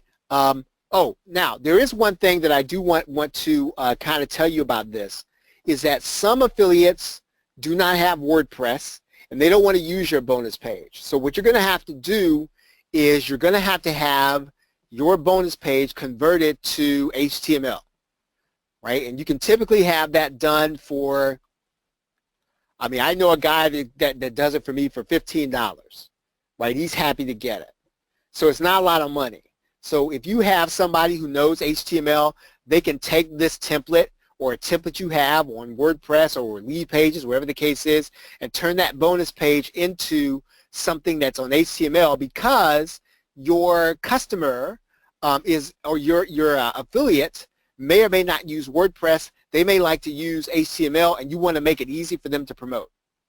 Now, for all this stuff, you can use an existing template on your page builder. You don't have to build it from scratch. The kind of the first thing you're going to do is going to be to set up the headline, right? To set up the headline. Then you're going to set up the sales video, and what I'm going to suggest is that once you record the video, you can host the video on YouTube, right? Host the video on YouTube. So even if you do a PowerPoint video, you can host the video on YouTube. Now, what I would suggest is that you have a channel that you're using that does not connect to your main channel. Or if you're going to use a channel, I'm going to suggest that you use a channel separate from your main YouTube channel if you have one. So wherever you have your videos and all that stuff, if you don't want Google getting upset, or you don't want people reporting you or any of that stuff, don't mess with that channel. Do all of these things on a separate channel. Right? Does that make sense, everybody? So again, do all your sales videos on one channel. Don't put them on your main channel. The video should autoplay. And now different video players are going to have different settings, but regardless, you should be autoplaying your video when somebody comes to the page. Now, I understand that sometimes that can be a hassle. Sometimes it can be it may make a potential customer upset, but they can just click the page, right? So in other words, let me show you this again. I'll just pull up my. Okay, so let's say the video starts playing, right? All they've got to do is click the video. So no, I don't put any controls on there. And you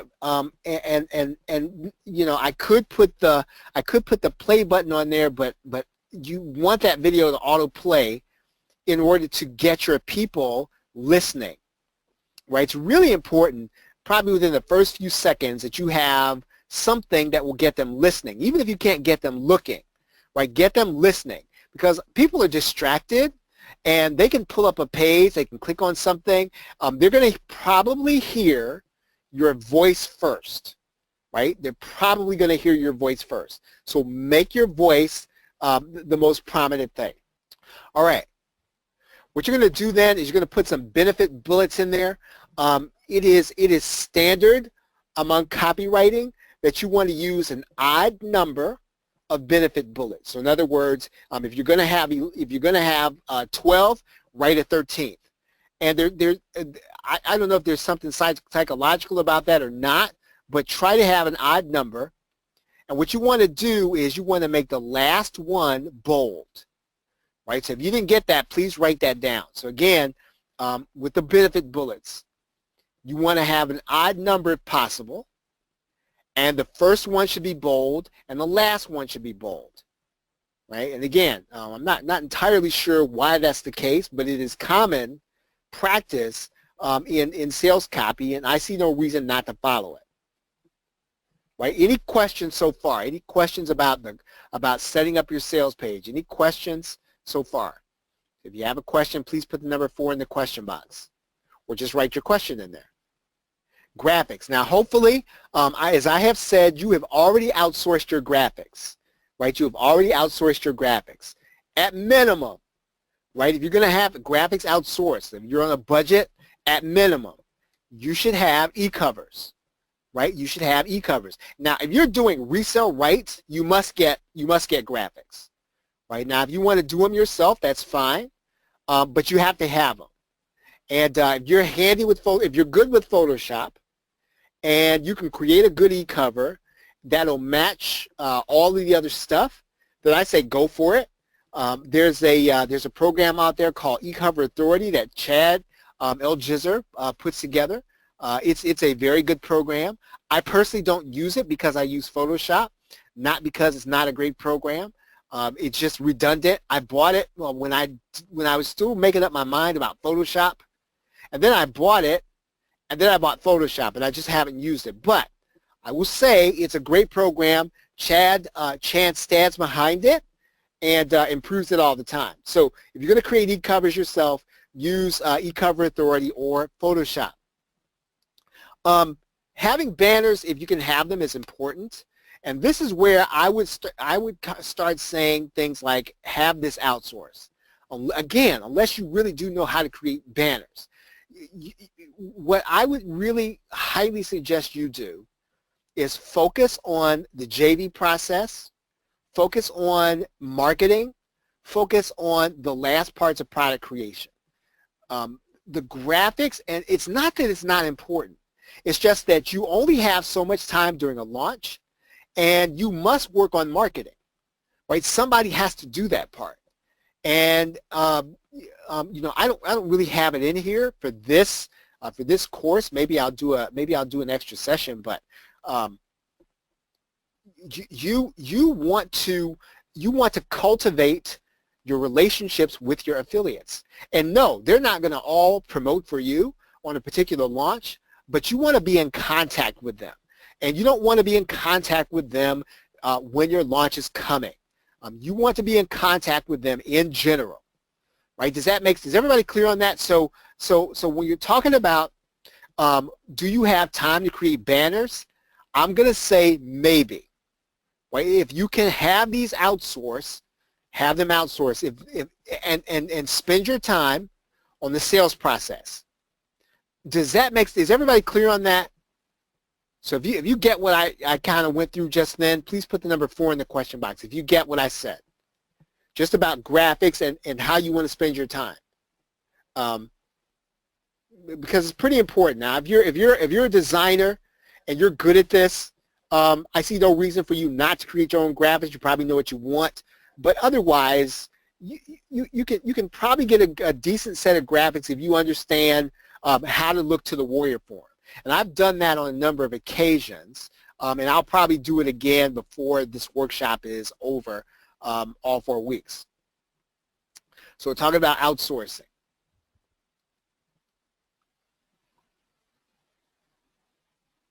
Okay, that's a great question. So Chantel asks, how do you stay in contact with your affiliates? Do you email them regularly? I would say, Chantel, that and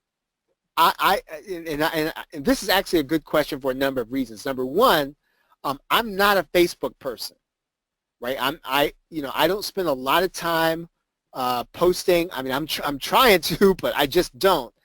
But I typically talk to most affiliates through Skype and Facebook. Now, I have an application called, and it's the same one that's probably on the phone. I don't think it's anything special. It's just called messenger.com. Let me see if I can find it, if I can get it. Messenger.com. Okay, and so this these are all of my contacts in Facebook, and I'm talking to them in here, right? This is I'm literally talking to them through this application. Now I'm also using Skype, which you can also there's a web browser edition of Skype.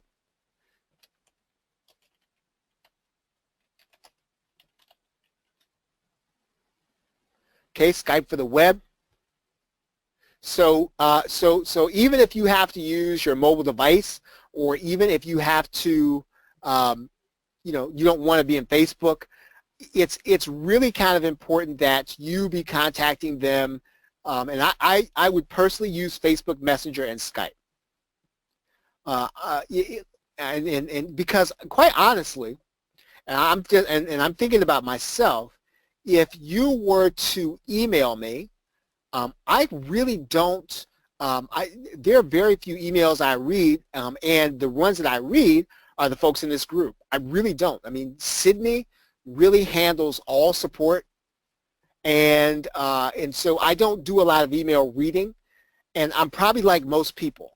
And I've emailed affiliates a number of times. I have an email list of affiliates, and I send out an email faithfully about my launch, and I get questions from the same people who are on that list. So I would say that you would want to have some kind of real-time communication, and if that's the case, then you're talking about Messenger, which is connected to Facebook, and Skype. Right? Does that make sense, Chantel? All right, great. Okay, your buy buttons. Buy buttons. Buy buttons are there are two ways to go with buy buttons. And one of the things that you want to be careful about with buy buttons is that when you're working with an affiliate network, they're going to give you buy buttons that you should use. And you want to use those buttons. And the reason that you want to use their buttons is because of the tracking and the affiliates. And so you want to get the buy buttons typically. If you're launching in JVZoo or Warrior Plus, get their buttons. And here's the reason why. If I'm your affiliate and I send traffic and you're making sales, and because you decided you wanted to use a fancy buy button, I don't get credit for the sale, I'm going to have a problem, right? There's no way to sort it out. There's no way to make sense of it after that happens. So most of the people who are involved in our niche, the information marketing niche, they trust those buy buttons. You're not going to have a case where people are coming to the buttons and say, oh, I don't know about this. If you're selling to the information marketing niche, they all know JVZoo, they all know Warrior Plus, they all know Zaxxa. So you don't have to try to hide the buy buttons or any of that stuff from your customers and from the traffic that your affiliates are sending. Right? Does that make sense? Okay, so please use the buy buttons that are given to you by and let me show you what I mean by that. Let me just show you. Okay, so I'm going to pull JVZoo open for right now. And you're going to notice something. You're going to notice that when you set up the sales funnel, there are going to be buy buttons associated with the sales funnel, right? And you have to get these buttons. If you go and get the buttons from the regular product, your affiliates are not going to get credited, right? You have to get this. So especially if you're going to have these affiliates send you traffic. So you set up your sales funnel, you get the buttons associated with the sales funnel. Is that clear? Is everybody clear on that? So that makes sense to you. Please put the number 5 in the question box. Okay, I want to show you the same thing. I want to show you the same thing in Warrior Plus. Because we're working in Warrior Plus, and I want you to know what this looks like. All right, so remember we did this offer, and okay, great. Okay, yep, Chantel, here we go. So let me go back and do JVZoo first. Okay, do you see this link that says buy buttons? Right, do you see this link that says buy buttons? I'm going to click that link. And then I'm going to grab the code. Right, so this code, when I put it on the page, is going to be the buy buttons. Okay, great. So now the same thing pretty much with Warrior Plus. Right, I'm going to grab the code, and that's my button. I can customize it, right? I can make it transparent. I can make it buy now, subscribe, free download, free trial, custom, right? And what I'm going to do is I'm going to grab this code. I'm going to put that on my sales page wherever I can put HTML. Right? Is everybody clear on that? Okay, great question. So when Chantel's question is, do the affiliates automatically connect to this? One part of the process that I have not gone over with you yet is that when you're setting up your offer, right, you are going to set up an affiliate sign-up page. Do you see that? You see that link, Chantel? Where I've got my cursor? Okay, right. So I'm going to set up this offer in Warrior Plus, and then I'm going to say generate this link for my affiliates. And when I give this link to my affiliates, they're going to have a link where they can apply to promote this product. Right? And then I can choose whether or not I approve them or not. So once I approve them as my affiliate, they will connect then with that button when they send traffic. But they can't send traffic to that link until I approve them. They will not even be given a link. Let me see. You know what? It's easier for me to show you let me show you if I was somebody else's, if I'm gonna apply for somebody else's. Okay, so let's say that I want to promote this one.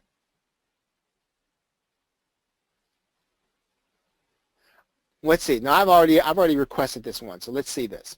Okay, so I requested this one. I get the link, and this is where I get my link. Right? When I get my link, I'm going to send traffic to this link, and it's going to automatically go to the sales page. Okay, so you see there he's got the button there. But yes, this is where I connect with the button. So I've got to be approved as an affiliate. I've got to send traffic to this link, and then I get connected to that button. Okay, great. Okay, good. Okay, does anyone have any questions about that? About the affiliate process? That was actually a great question, Chantel. I appreciate that. Any other questions about that? Okay, upsells. I talked about this a little bit before, and I just want to mention this again. And this is my preference, right? This is my preference. If I'm going to have a front end and I'm going to have an upsell, I like to keep the same banners and the same footers, right? Same banners, same footers. Now I'll show you this because I think that if you do this, you will not disorient people, right? Okay, so there's my front end, there's my back end. Okay, so there we go. So the banners, I keep consistent. And I think that if you can possibly do it between your front end and your upsell, you want to try to keep the graphics consistent and try to keep the banners consistent, because what you're trying to do is you're making a connection between the front end and the upsell, right? You can, and it's hard to do that if you have a totally different theme, right? And all this stuff happens in the background of people's minds. So if they're not consciously making a decision, they're not consciously disoriented, but when you put two different sets of graphics from the front end to the upsell, you were disorienting people. You're sort of taking them out of their order. And what you're trying to do is you're trying to accelerate the process of buying. You will slow it down if you disorient them. Right? So that makes sense. If you get that, please put the number 6 in the question box. All right, very good. So adding in testimonials, I'm not going to spend a lot of time on that, but you want to have those in there when you can get them. Exit pop. The exit pop is optional. If you don't feel good about doing an exit pop, typically you're going to be able to do that with your page builder. There's a setting in OptimizePress where I can do that and send people to another page. But again, that is not necessarily, that's not mandatory that you have to do one. There's also the popover, and I do want to show you this. Let's see if I can find the page here. Okay, so here's Aweber, right? Here's Aweber. And so what you want to do is you want to use this setting in Aweber that says popover, lightbox, or pop-up. And in the same way that you place this code on a page, when you place the popover code, then this is going to give you that pop over the web page. You can actually do a lightbox or you can do a pop-up, right? Most autoresponders have this. GetResponse has this, right? We can do popover or scroll form or embed it, right? Any question about that? Okay, so that's it for the sales pages this week. And when you're setting up your sales page, the content is important. The content of your sales letter is important. Everything that I just mentioned to you is I don't want to say it's equally as important, but it's very important, right? All these things are very important. You can't leave any of these things out that I just said out of trying to get ready for a launch. These are all the things that you should be doing, I'd say, almost concurrently with your product creation. Right? Don't leave any of this stuff to the end, right? By the time you get done with your product, you should be done with this stuff too, right? So try to be done with this stuff as you finish your product. And I don't want to overwhelm you, but here's what's going to happen if you don't do that. You're going to get to the end of the product creation process, and you are going to have a list of things this long, and you're going to say, "Oh my goodness, I don't feel like doing all this stuff." And the reason I can tell you is I can tell you from experience and from having talked to a number of different marketers. You leave this stuff to the end, you will probably not launch. You'll have products that are sitting on your hard drive that you completed, but you will not launch them because this stuff will overwhelm you at the end of the process. All right? Okay, so any questions? Any questions? Okay, so let's see. It is about 9:26, so we're at a good breaking point. And what we're going to do is we're going to talk about upload and delivery next week, and then putting buy buttons on your page and getting ready to sell. Right? So with that, I think we are really just about done here. If you have any questions, please feel free to let me know what they are. And if not, hopefully this has been helpful for you, and you will be able now to kind of deliver a product and not and finish the process, right? The stuff that I just showed you is typically the stuff that you don't see. Okay, so what we're going to do, we're going to break here, and we're going to go on to week 4. Okay, welcome to session 4 of the Product Launch Workshop Live. What we're going to do here tonight, we have been working through the technical aspects of your product launch here, and we assume that you have already figured out your product components, so you already know what you're going to deliver, whether it's video or PDF or audio or whatever you're going to be delivering, or graphics or images. We assume you've already worked that out. We assume that you already know what you're going to be writing as your copy. We've actually given you some suggestions if you haven't done that in the first session. We will set you up. We will set up your product launch, your upsells, and your email marketing here in this workshop, and we're going to get pretty much as far as we can. Now we've gotten pretty far throughout the other 3 sessions. We're going to finish up with delivering your actual product here tonight. All right, let's talk about the order of operations briefly. We've talked about this every week, but let's go over it again. First, map out your funnel. Then write your sales copy, then start the product creation process. And once you start the product creation process, the things that we're going to be doing, you should be doing these things at the same time.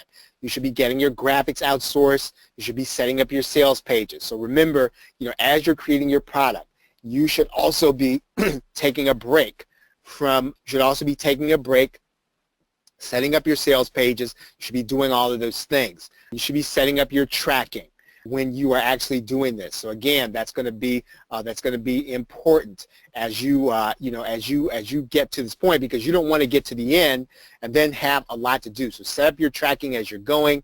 Test your sales pages and your order button. We're going to talk a little bit about that tonight. We talked about the order button. We're going to talk about the testing process inside of Warrior Plus. It's going to be a little different than, it's going to work a little differently than it does in JVZoo. Set up your product delivery, right? Set up your product delivery. And we're going to talk about that tonight. And then set up your post-launch email system and strategy. We might need to go an extra session in order to do that.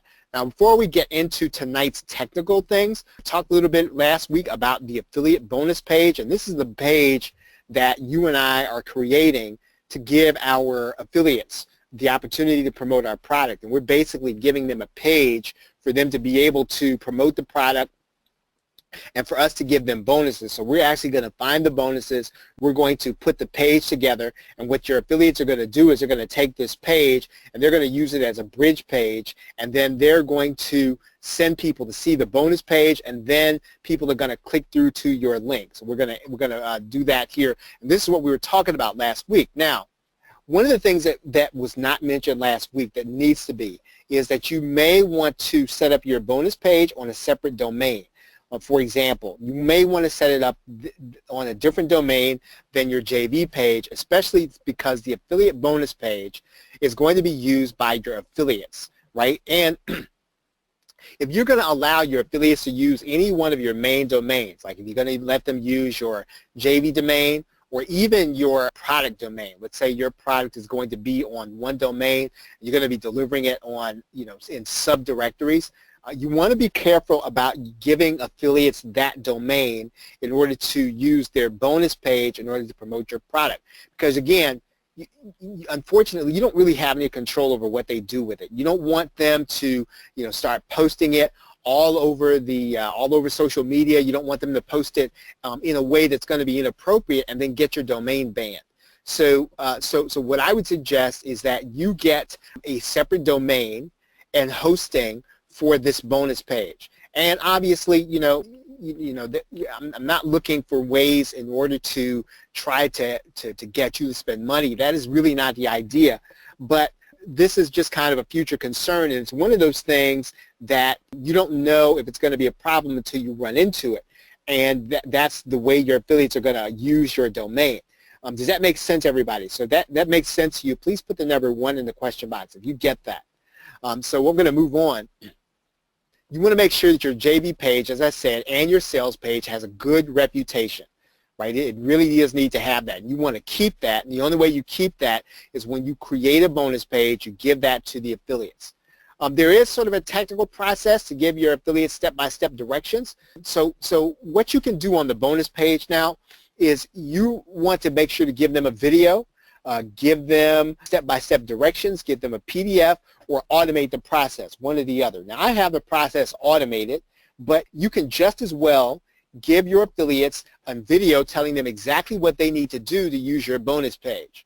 And so when they come there, and I'll tell you this here at the end of this segment, you're not really talking about a lot of advanced planning. Most affiliates are probably going to come to your page on the day of your actual launch. But one of the things you can also give affiliates is an HTML template for them to put on their domains. In other words, you're going to put the entire bonus page together, but you do it in HTML. Now, if you have to do that, if you're on WordPress, let's say you're using InstaBuilder, or you're using something like OptimizePress. Now, I think InstaBuilder will allow you to export your templates to HTML. OptimizePress will not. So you would have to have an HTML template either made, or you would have to have your template made into an HTML template. And I've actually had that done. I think it costs maybe about $15. I had someone from the Philippines to do it. There's a gentleman that I know very well over the years, and what he has done is he works with WordPress, so turning that template into HTML so that my affiliates could use it was no problem. You'll be able to find someone fairly easy that can actually do that, and it really should not cost you a lot of money to do. You can also give your affiliates a template for their favorite page builder. Again, you're basically taking the bonus page concept, and what you're doing is you're putting it in these different templates and these different page builders. So, for example, what you could do is you could do an InstaBuilder template. Now, if you're going to do that, I would suggest that you actually have that outsourced. Again, you can find people. I would go to the Warriors for Hire section, and you can find people who can actually do this work. You're going to actually do the bonus page, and you're going to say to them, I need to have this bonus page put into an InstaBuilder template, or whatever it is that people use on InstaBuilder. You can have one done for OptimizePress, and that's actually pretty easy to do for OptimizePress. And if your user already has OptimizePress, then all you're really going to have to do is export the template, right? And let me show you that here for a second. So, for example, if we go to, I'm going to find a page on OptimizePress, and let's see, one second, we'll find a page on OptimizePress here, and what we'll do is I want to show you pretty much all you're going to have to do with your pages. And what you're going to do here inside of OptimizePress is you're going to go to the dashboard. And when you go to the dashboard, there are your content templates. And we're gonna open up a page here in OptimizePress. Let's do it this way. Open up a page. And what we're going to do here is we're going to go to the content templates. and we're going to export a template. And when you export a template, what that's going to do is that's going to give you the opportunity to give people an optimized press template, right? So you're going to take your basic page and export it, and you're going to make that whole file downloadable for people who use optimized press. And all you're really doing is making it easy for your affiliates when you do that. So you're just going to export your entire bonus page and give it to your affiliates. They'll be able to put it onto their version of optimized press, and then they will be able to use that bonus page in order to promote. I know that a number of people have purchased Conversely, and I don't know if they have templates, but if you know that a lot of your affiliates have this and they use it, then this is going to be something that you'll want to do. So again, all you're really trying to do is make it easy for your affiliates. I think if you do one of these in HTML, then you're going to be in good shape, right? So I think that's all you're really going to have in order to use that template properly. Okay, the technical process is going to involve placing a code on your JV page, which directs them to the parameters, to the bonus page. Again, that's a really technical process. I'm going to actually have to show you this in a separate video. We could probably take an entire hour just to show you that process. We're not going to go through that process. This is an automation piece to the bonus page part, and it gives you the opportunity to just make it really easy for your affiliates, right? Okay. Now here's the most important part to this. When you create this bonus page for your affiliates, and I didn't say this last week, and I guess this is really kind of an important part of it. Your affiliates are not going to come to your bonus page an hour before. They're probably not going to come the day before. They're probably going to come about 15 to 30 minutes before they send an actual email on the day of your launch. So you have to make this bonus page part extremely easy for them to operate. I mean, you can't leave any ambiguity. It has to be very streamlined. And so I'm really in favor of, when you're going to do this bonus page, either HTML and one format, right? You know, typically I might do optimized press and HTML. Sometimes I don't do optimized press at all, right? Because again, it's just one more thing for them to do, and when they've got about 15 minutes, they've got to write the email, they're going to opt for the easiest option. I want to talk to you a little bit about collecting testimonials also, and we breeze over that, but it's one of those things that is an easy thing to understand, but you do have to know how to do it, and it's not necessarily an easy thing. What you have to try to do is to make it part of the buying process. So in other words, you want to have some kind of automated follow-up, probably within the first 14 to 21 days after the purchase of a product. Make it a part of the buying process if you can. And then what you want to do is you want to tell people, right? You want to tell people, I have not in the past given an incentive in the past, right? That has not been my thing, to give an incentive for testimonials. There's nothing wrong with it.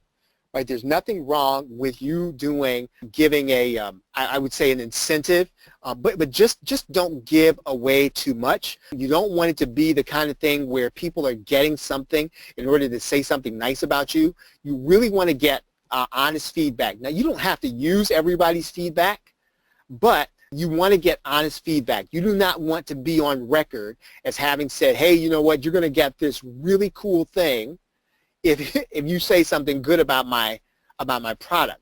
That's too close to the line, and there are probably going to be enough people who are willing to say something good. You just got to give them the opportunity, but you can give an incentive. Just don't give it until the end. Use a tool to do this if possible. There are software programs, there are services that are available. Probably one of the best ones that I've seen recently has been called ReviewTrust. I don't know if any of you all have heard of that. Now, it is a paid service. Right, it is a paid service. I think it's $39 or $37 a month, so it's not necessarily going to be free, but it automates this process and it helps you to normalize it. So in other words, if you're going to sell a product, ReviewTrust is going to send out an email saying, hey, we want to get your honest feedback about this purchase. And of course, there are tools available where you can just collect these testimonials using HTML, that you can stick that code onto your website. But the collection process is the key, right? And it's really making it a normal part of your business. And so if you make it a normal part of your business, you're going to get testimonials a lot faster and a lot easier, and that's really what you want. Now, you're going to get feedback that maybe you don't like, but all that feedback is going to be good anyway, right? So you don't have to run from the feedback. You're going to get it. You just want to make sure that you do it systematically as part of the process.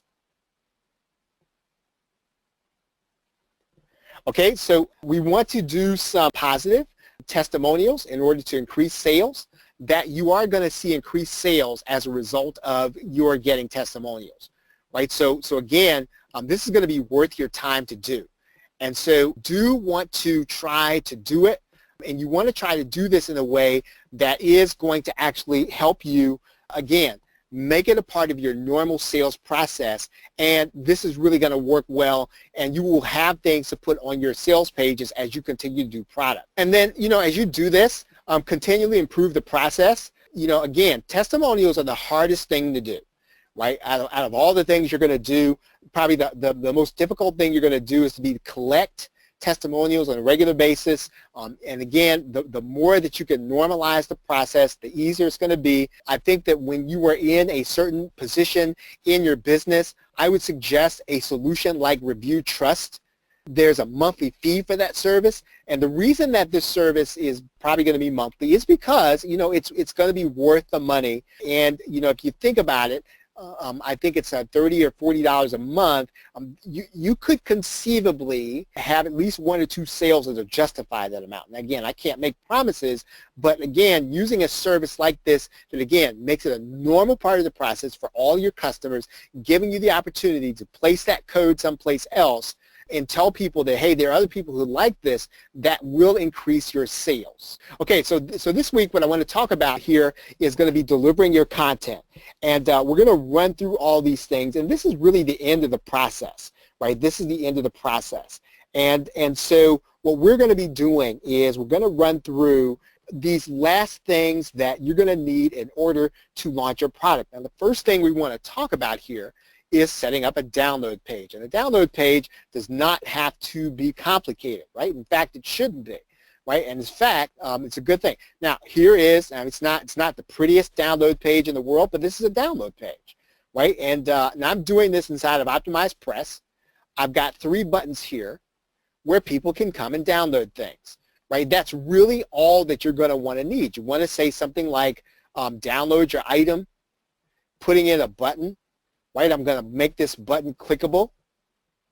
I'm going to put the link to that button right on that page. So again, probably the first thing you're going to do in this process is set up a download page, right? And again, don't try to make this too intricate, right? At the very top, make sure that whatever you have promised your buyer that they're getting, right? Give it to them right up top. When you get up under here, now this is an older download page that we've had. You can make available some of your other products, right? You can get clickable links to your other products. Now, one of the aspects of this is that you can choose to do this in 1 or 2 ways. If you put a link in here, if you put what's called a naked link in here, what's going to happen is your affiliates are going to get credit for these sales, right? If you put an affiliate link in here, or you put your own tracking link in here, then you are going to get the residual sales. Now again, that's going to be your choice. You can put this link in here, and again, this is a long-term thing. The more money that your affiliates make, the more opportunities they have to make money, the more they'll be apt to promote for you, right? Does that make sense? So what you're trying to do on the download page is, yes, you want to make sales. And one of the things I want to talk about here, and I have it here kind of on these last few thoughts here at the very last thing that I said, when you're doing a product launch, you have 2 sets of concerns.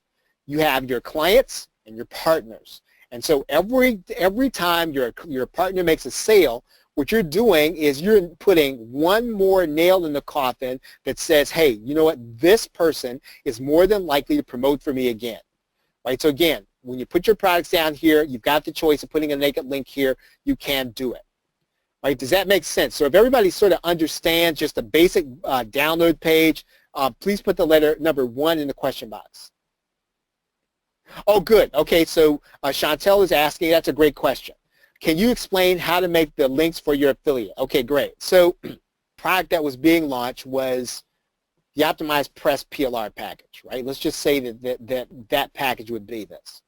I had affiliates to promote this, so what I would do is I would get this link, which is just the link page, right? I would get that link. And the reason I would get that link and I would put that link here is because I don't want to put any link that's going to cause my affiliate not to get credit. And so the way you do that is you make sure that you put the exact sales page. You want to put whatever sales page that your affiliates were sending traffic to. Now this is the link that affiliates were sending traffic to. So the way this works is that when you buy through somebody's affiliate link on your browser, right, there's a cookie on your browser, and that cookie will stay with you as long as that affiliate does not click another affiliate link. Now as soon as that affiliate clicks another affiliate link, then it wipes out the cookie. So if you put your own affiliate link here, your tracking link, it's going to wipe out your affiliate link for your cookie. Right? So all you need to do is you need to put here is the naked link so that your affiliate will come to that page and then get paid. Right? Does that make sense, Chantel? Yeah, exactly. So Chantel's question was, so is this the original link? And the answer to that question is yes. It is the original link. Let's say that you decided, well, I don't want to put the original link there. I want to be the one to get the commission. Right? And in some cases, you might do that, right? You might say, now all of the products that I sell here, I want to be residual sales. So what I'm going to do, I'm going to go into Warrior Plus right now. I'm just going to show you how to create a tracking link. All right, so I'm going to go here, and how many of you all can see here inside of Warrior Plus where it says vendor tracking link? So if you see that, please put the number 2 in the question box. Okay, right. So what you would do here is you would click this. And you would say something like download page.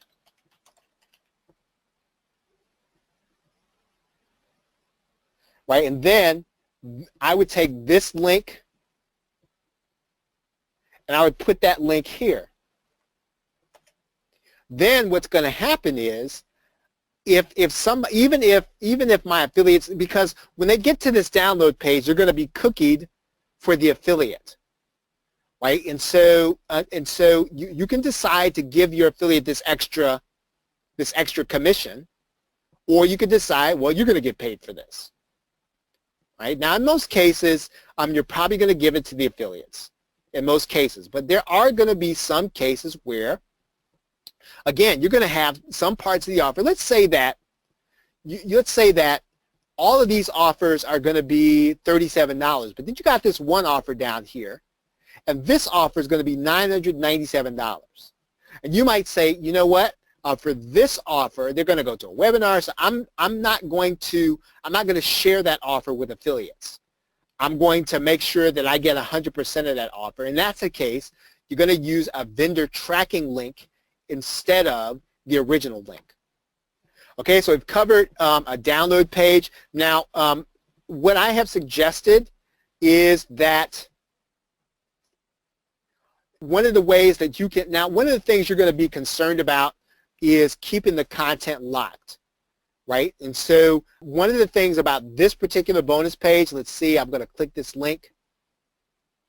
This download page is actually blocked from the search engines, right? It's blocked from the search engines, but I mean, there are ways for people to be able to get a hold of it. And sometimes you don't want anybody to get a hold of that download page except for the people who are buying your product, right? And sometimes, you know, people like to share, people like to share stuff.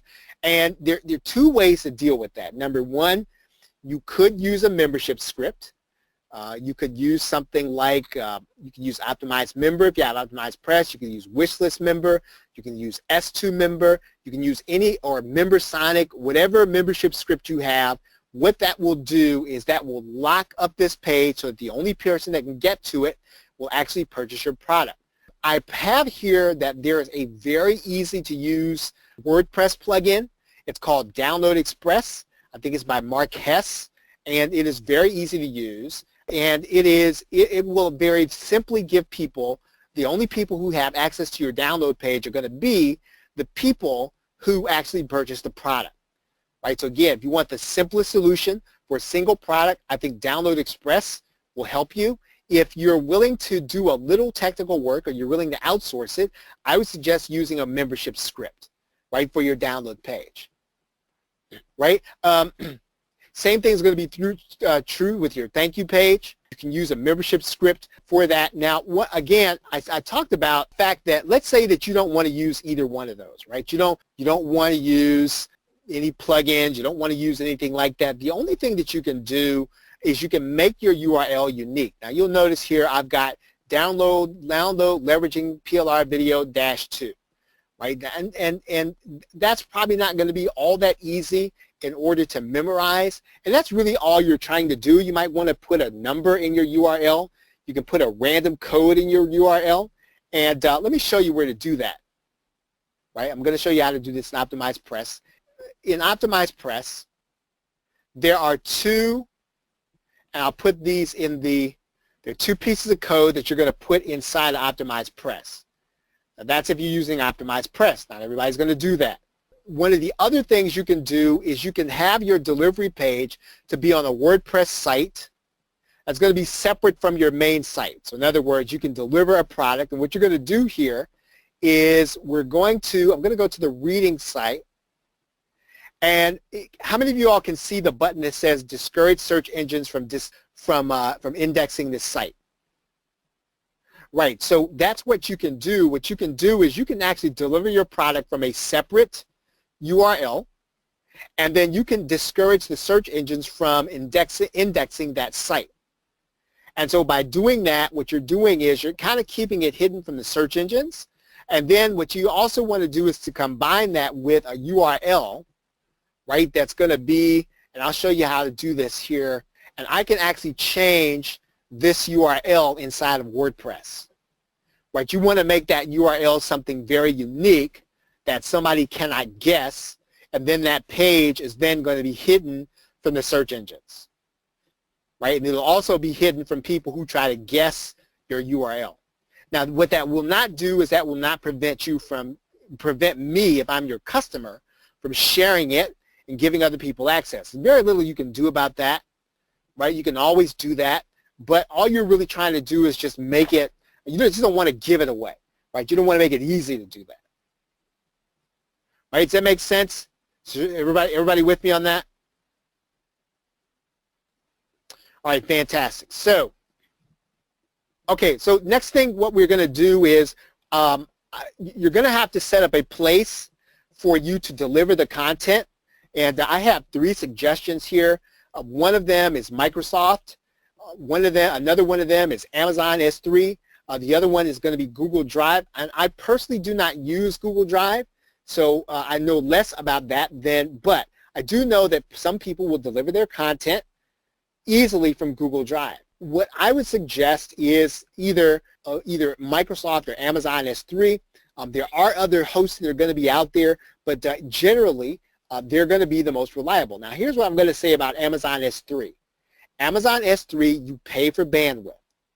And so if you have a lot of very bulky files, you are going to get a bill from Amazon the next month, right? So you just need to be aware of that. So you're going to pay every time. You're going to pay for bandwidth when people are downloading. Now, it's not going to be a lot of money, but again, it can add up to, between $50 and $100 if you have lots of heavy files and lots of downloading.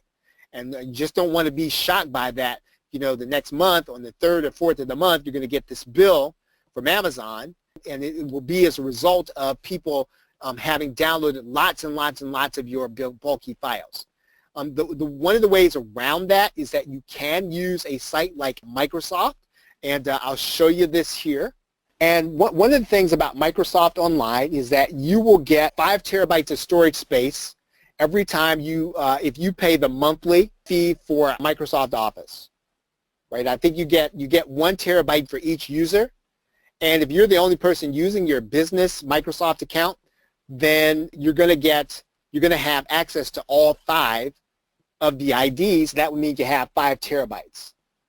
Right, so let's, I'm going to go inside of here. Here is Microsoft Online, and fairly easy to use. All we really need to do here is we find the file we're going to upload. We're going to zip it, and then we're going to take that file, and then we're just going to drag it and drop it and upload it to our directory. Right, so with Microsoft Office, you're going to upload it to the directory, and again, at this point in time, as we are talking during this, during this year at this time, 5 terabytes is still quite a bit of space. There may be a time when it's not going to be, right? And you might have to find a different solution or an additional solution. But at presently, as long as you have a subscription to Microsoft Office, you get Microsoft OneDrive with it, and you get 1 terabyte per user, and 5 users can actually be on your account. Okay, now, so I'm going to take this download, I'm going to right-click it, I'm going to copy the link,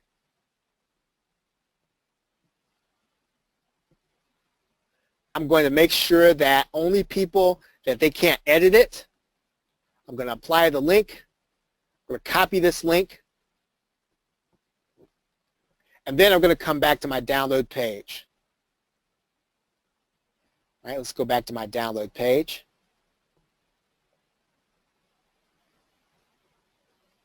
I'm going to find my download button. I'm going to put that link inside of my download. Right? I'm going to click Save and Continue. And then we're going to view the link. And then when your customer clicks the link, they will then get the download. Okay, now, some people choose to use Dropbox. I'm not a big fan of that because I don't necessarily want people adding it to their Dropbox. The main reason is because, quite frankly, I forget stuff when it's in Dropbox, and I know that other people will too. And so sometimes you can just kind of load up your support desk, requests that are not unreasonable, but they really happen because sometimes people will just kind of forget they actually downloaded something, right? So again, I like for people to have that download right away, and it's very easy to do that inside of Microsoft. One thing that I would not recommend that you do, right, is for you to use your FTP in order to do this, right? I would not put this on the same domain. I would deliver my content from a different place than I do run my websites. I really do want you to get that. Whether it's Microsoft, Amazon S3, or Google Drive, you want to consider not giving your customers files to download from your actual site, right? Wherever you have your offer. And the reason for that is actually pretty interesting. It's very easy for you to overload your server. I've had that to happen, right? Where you're basically overloading your server, and then nothing works, right, once your server is overloaded. The other thing I will say about Microsoft Online, which made me go to Amazon S3, is that my product had, and I'll even show you. As a matter of fact, I'll even show you the files. Okay, so if you can see here, these files say HP video backgrounds, right, and 370 meg. 302 meg, 449 meg, 409 meg, 429 meg, and so basically I had about 2 gig of files that I was that I had during a launch, and so people were hitting that page, and Microsoft Online throttled the account, right? They basically stopped traffic because of those files. Now the rest of the product was fine, but that part that people were downloading at a very fast rate, those big files, Microsoft Online throttled it. You know, that was a live and learn case, and you want to be careful about having really big bulky files and making them available for people to download from that, you know, from a site like that. Okay, next thing on our list here at the top on the right, test your funnel using a second PayPal. If you have 2 PayPal accounts, this is going to be really easy. If you don't, you might have to have a friend to help you. And we're gonna actually make this really easy though. You don't have to worry about just kind of the money transferring. I'm going to show you how to do this here. One of the things that we are going to do is when we run our test offer. Now I'm gonna show you. If I do a test purchase, right? If I do a test purchase, here's what's going to happen. I'm going to click this thing that says test purchase. Now that price is $9.95. Now what I'm going to do prior to the launch, and what a test purchase does, is we can actually make this live. We can actually do a test purchase before the offer is live.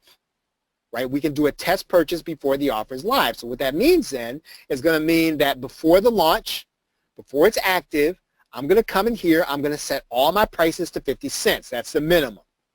Right? I'm going to set all my prices to 50 cents, and then I'm going to go through a test purchase. Now the reason I'm going to go through a test purchase is because it's not going to count against my statistics that my affiliates will be looking at.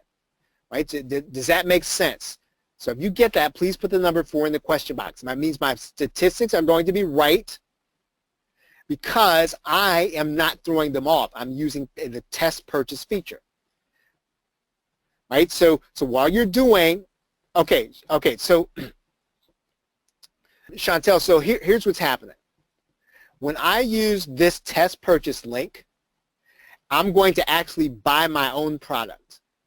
And then technically, I'm going to have 4 sales because I'm going to go through each part of the funnel. But it's not really a real sale, right? And it should not count toward my stats. And we don't want it to count toward my stats because all I'm doing is testing the page. And so you can use the test purchase if you don't want it to count toward your statistics. And really and truly, just to be on the ethical up and up, you want to use test purchase anyway, because you do want your stats to be true, right? Does that make sense, Chantel? Did I do a better job of explaining that? Okay, great. All right, now when your product is not active, you are going to have to be the one to set your product to go live. It does not go live automatically, and so inside of Warrior Plus, you have to do 2 processes, right? There are 2 processes, and this is really important. And I think I can show you this. I'm going to go back inside of Warrior Plus. If I can find this process, I will show it to you. Okay, so this is just an offer. I am going to add a product to it just so we will have something here. Okay, does everybody see where it says that this offer is not yet active? Okay. Okay, so right here inside of the offer screen, you see this. It says this offer is not yet active, right? And we have to activate this offer in order to make it live, right? Now, I'm gonna take a step back and answer a question from Chantel. When you test, is your product live? The answer to that is no.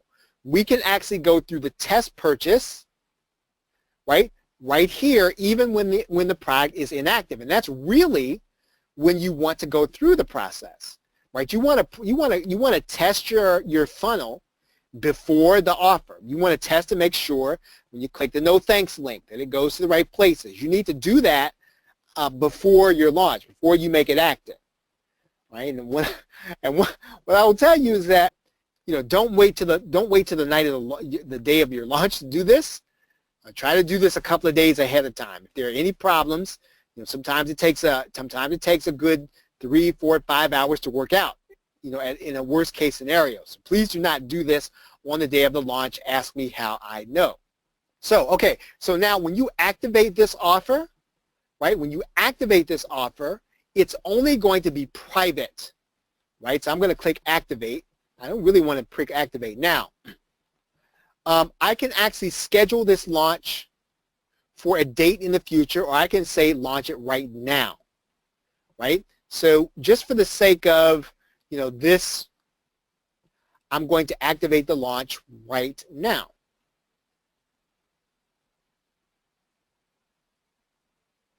Now my launch is activated, but my launch is still private, right? My launch is still private. So what do I need to do? Well, I need to now go to my offer settings in order to activate and make it public.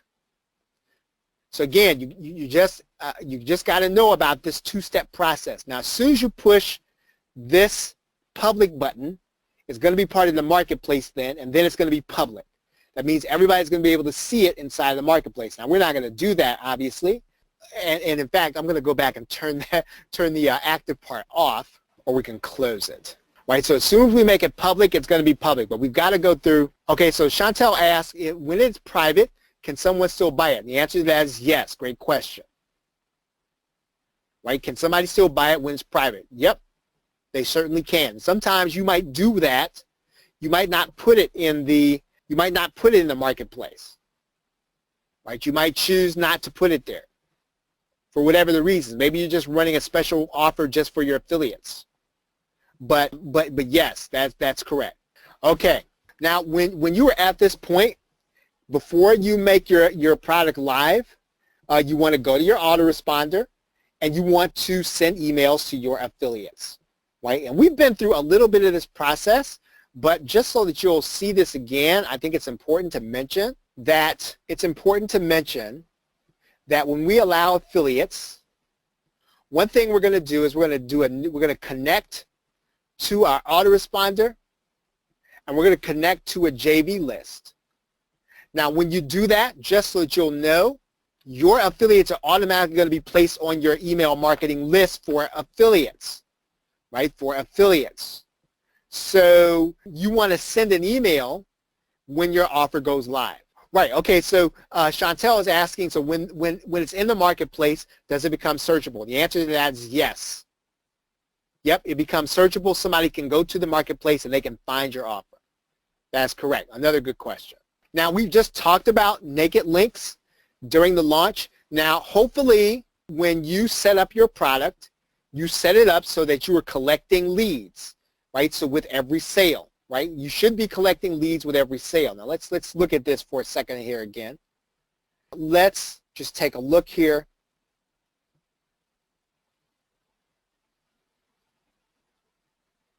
At this product. Okay, so this particular product, when somebody buys, they are placed on the list for the Entrepreneur Mandate in Aweber for Me, right? It's automatically placed there. And so we should have a list of buyers in our autoresponder if we have been following the process. Now, the reason that I mentioned this again a second time here at the end is because one of the things you want to do during your launch, let's say that you have a list of people who have purchased your product, and so now we know for a fact that they have the front end, right? We know for a fact they have the front end product. What we don't know is whether or not they have the back end product, right? And so one of the things that we can do inside of our autoresponder is we can do a little automation. And so we can do the same thing, and we can take them off the front end list when they buy the back end, so that when we send an email, we know, right, that this person has not bought the back end. So we can send them the naked link for the upsell, right? We want to send them the naked link for the upsell, and we want to do that throughout the launch. And when we send the naked link, remember, your affiliates are going to have, they're going to have cookied the person. Your affiliates are going to get credit for the sale. So basically what you're doing is, even after the launch, you are helping your affiliates to make more by promoting the back end, and you want to start doing that probably the minute that someone becomes part of your subscriber list. right? So if you get that, please put the number 5 in the question box if you get that. Okay, so if you don't get that, please put the number 6. Right, yeah, and Chantel says we've purchased upsells like this. We all do, right? Because anything happens. Sometimes we don't get the, sometimes somebody calls us away while we're going through the upsell process. Sometimes we don't, or we're not thinking about it, right, while we're going through there. And sometimes we just don't feel, we're not feeling an upsell when we're buying it. And so later on that evening, we open up our email. We get a nice email from, from the vendor welcoming us and reminding us that, hey, you know what, there's something really cool that's part of the upsell. And then we click on it, we look at it, we're in a better frame of mind, we say, you know what, I'm going to get this now, right? And so that happens. And so, and when you do that the right way, your affiliate makes money. I have this last here in terms of your product launch. And it really is the truth. I have, there have been times where I've heard marketers, and they will resist this, but it is true, affiliates don't necessarily get very personal. And I do want you to know that. Sometimes, there are, marketers have issues with each other. I mean, they're human.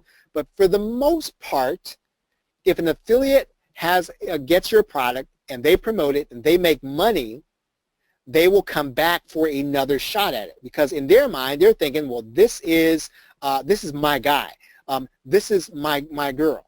I'm going to make money with this person, and so if they have another launch, I'm in. Right? That's the way that you get affiliates. You can get affiliates by promoting for them, but typically the way you're going to get affiliates is you make them money, and you want to do everything you can to make them money. Now, I want to leave you with this thought. Why is it important for you to get affiliates, right? What does a product launch do for you ultimately? And if I were to ask that question of you, what do the affiliates ultimately bring you? Yes, they bring you traffic. Yes, they bring you some money, and even if you pay them 100%, you're going to make some. But what do the affiliates really bring you? Right? They bring you buyers that you would not have had. And so basically, what you paid for in terms of commissions is the same thing you would have had to go out and advertise for if you were doing Facebook ads. So that's the way to look at it, right? So if let's say that you made $1,000, but you think, well, man, I paid out $500 in affiliate commissions. Well, if a lot of those buyers were new buyers, right? You now have 100 new leads that are now part of your marketing funnel. You have 100 people that are now part of your list because this affiliate, right? This affiliate sent you traffic, and so you want to help that affiliate do it again, right? And so all you're doing with a launch, right, is growing your list. Now, you don't want to live from launch to launch.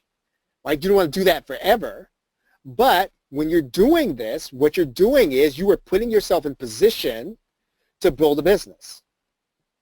Yeah, and Chantel makes a great point. This also builds your authority as well, right? The more affiliates that you have, the more times they're out promoting for you, you are really building your authority. When you have a lot of people who are saying, hey, you know what, this person's got something really cool, and then they come back another month later and they say, hey, do you remember this? Do you remember this person?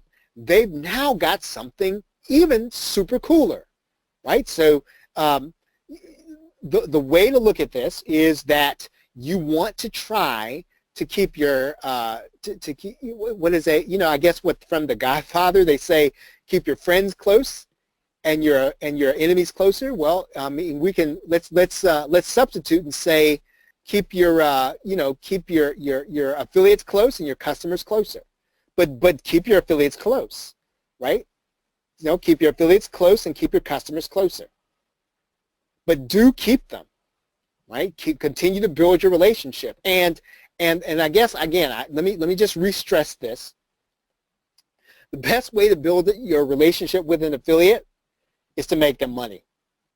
It's really not all that personal. If they make money with you, they come back. If they don't, they'll be nice to you, but they may or may not promote you.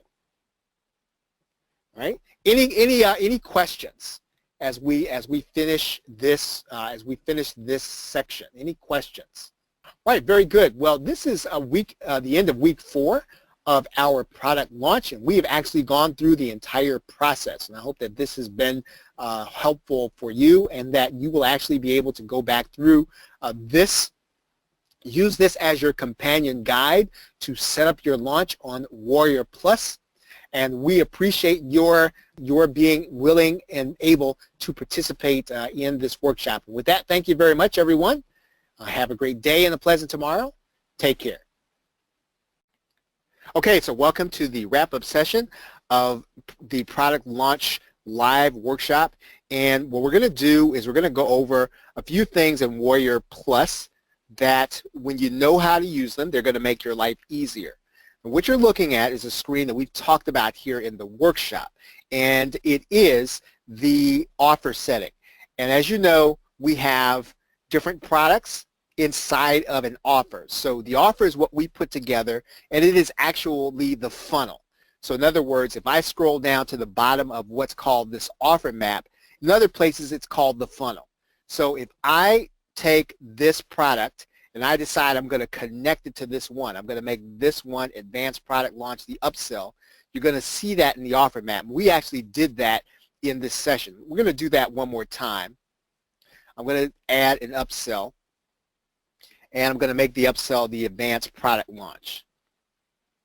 You're going to see that now change. And we're going to see now that you're no longer getting the message that says that this page is not in your funnel.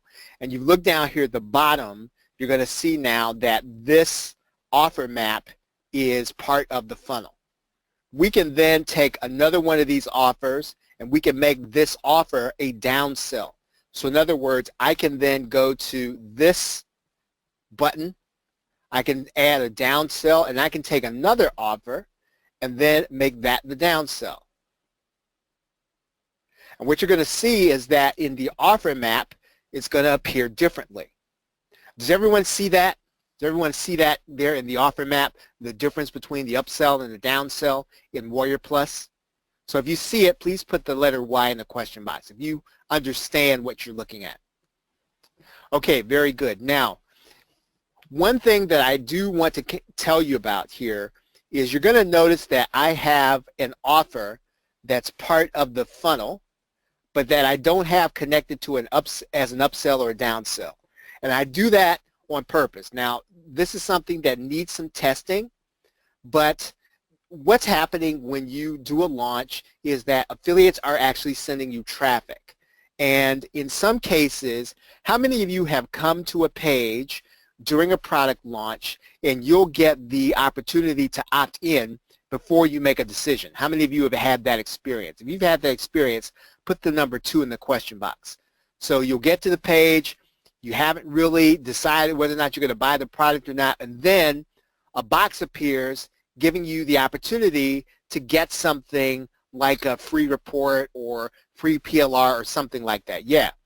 Now, there is a problem with that, and that is that let's say that I am your affiliate and I am going to be sending you traffic. And what's happening is that you are sending people to what is effectively another offer before they've actually seen the offer that I sent the traffic to you for. So in other words, your lead list is going to grow, mind you, but I may not profit. And so one of the things that you can actually do is that you can actually set up an offer so that when the buyer actually clicks away, they decide, okay, I don't want to take advantage of the offer, so they click out of the offer. You can actually send them to an exit pop. And I'm going to show you that here again inside of OptimizePress. Now, it works differently inside of just about any other page builder. You'll have to find the way it works inside of yours. I am just going to show this to you because the point is instructive. It's not so much about the particular way you do it in OptimizePress, the point is that you want to have an exit pop, but you don't want to cheat your affiliates. And that's really what I'm trying to impress upon you tonight is it's fine to have an exit pop. It is not fine to have that exit pop cheat the affiliates, because if I click away from that page as the buyer and I click on to another page, the affiliate is not going to get paid. Does that make sense? If that makes sense to you, please put the number 2 in the question box. If it doesn't, let me know and I'll try to explain it better. Okay, so what I can do in OptimizePress, and again, it's going to be different in other settings, is I can go inside of here and I can do what's called an exit redirect. And I can actually redirect them to another URL if they decide to exit the page. Now, what I'm doing in this page is that I am setting up an offer that the affiliate is now approved for. And I'm going to actually send people to this offer if they click away. So in other words, they're going to get an offer. If they click away, it's going to be an exit offer, and the affiliate still has the opportunity to get credit for the sale.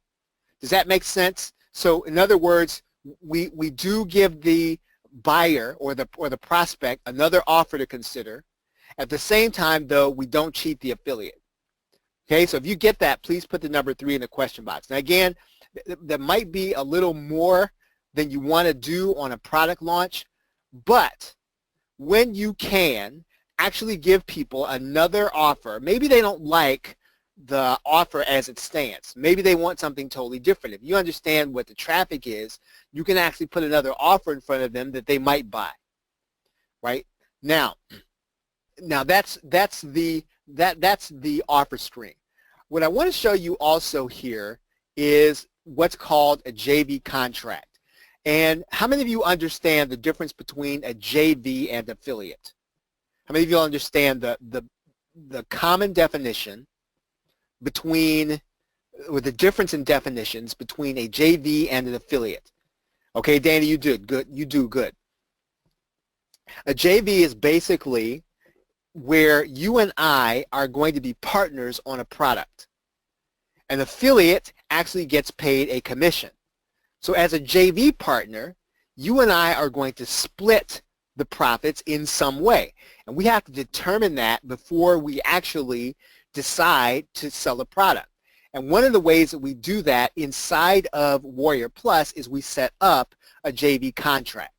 And so you will come inside of this screen in Warrior Plus, and you're going to click New Contract. Right now, there are several different contract types. So we can have a full JV, and that's what you're going to have most of the time. So in other words, I'm going to be doing the writing, Dana's going to be doing the videos. So we're going to split this 40-60. So Dana's going to get 60% of every sale, of all the profit. I'm going to get 40%, or however you decide to split it up. And so what we would do is we would decide that, okay, we're going to set up one of our offers. We're going to say now that, let's say this offer, the Ultimate Insider 30-Day Challenge, we're going to have a JV contract. And what I'm going to do is I'm going to select a partner, right? And so in this particular case, I'm just going to just select this partner. And so what's going to happen is your JV partner, if you're going to split some of the profit with them on Warrior Plus, they're going to need to have a Warrior Plus account. So that's, and they should already have PayPal, granted, but they are going to need to have a Warrior Plus account if you're going to do a partnership on Warrior Plus. So if you get that, please put the number 4 in the question box. If you understand that makes sense to you. Okay, so we're going to decide what we're going to share, right? So I'm going to decide that I'm going to give this person, let's say 40%. Now, notice that you have here a start date and an end date.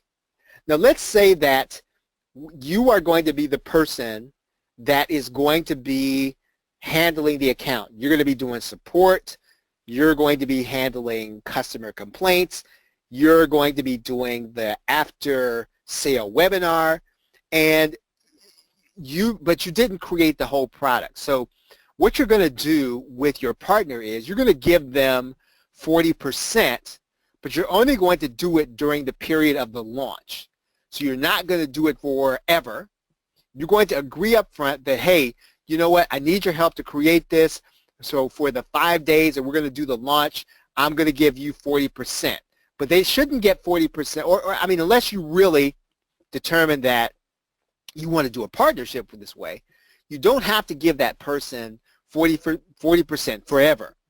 Right? You're going to give it to them for what they did, which was to put together the product launch. But now that you're doing all the work, you want to make sure that your time is being compensated. And that's one of the ways you do that. So we can actually say that they're going to get 40% until, let's say, the end of August. Let's say that the launch, well, it starts, let's say, tomorrow, and it goes to the end of August.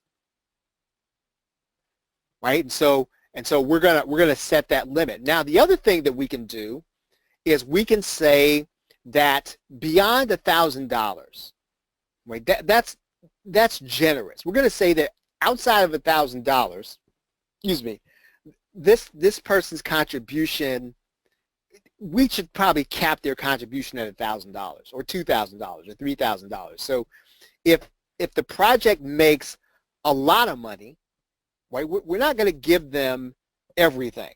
Right? We're going to give them a hefty sum of what the launch is worth, but we're going to say that at $1,000, that's the maximum that we're going to pay to this JV for their contribution. Does that make sense? Is everybody with me on that? So if you get that, please put the number 5 in the question box. You understand that? All right, so the other thing that we can do is we can say that if we sell 2,000 copies, then we're going to say that this partnership, this person is going to get paid 40% for the first 2,000 copies. We could say that if we wanted to, right? It's optional. You don't have to put anything in there.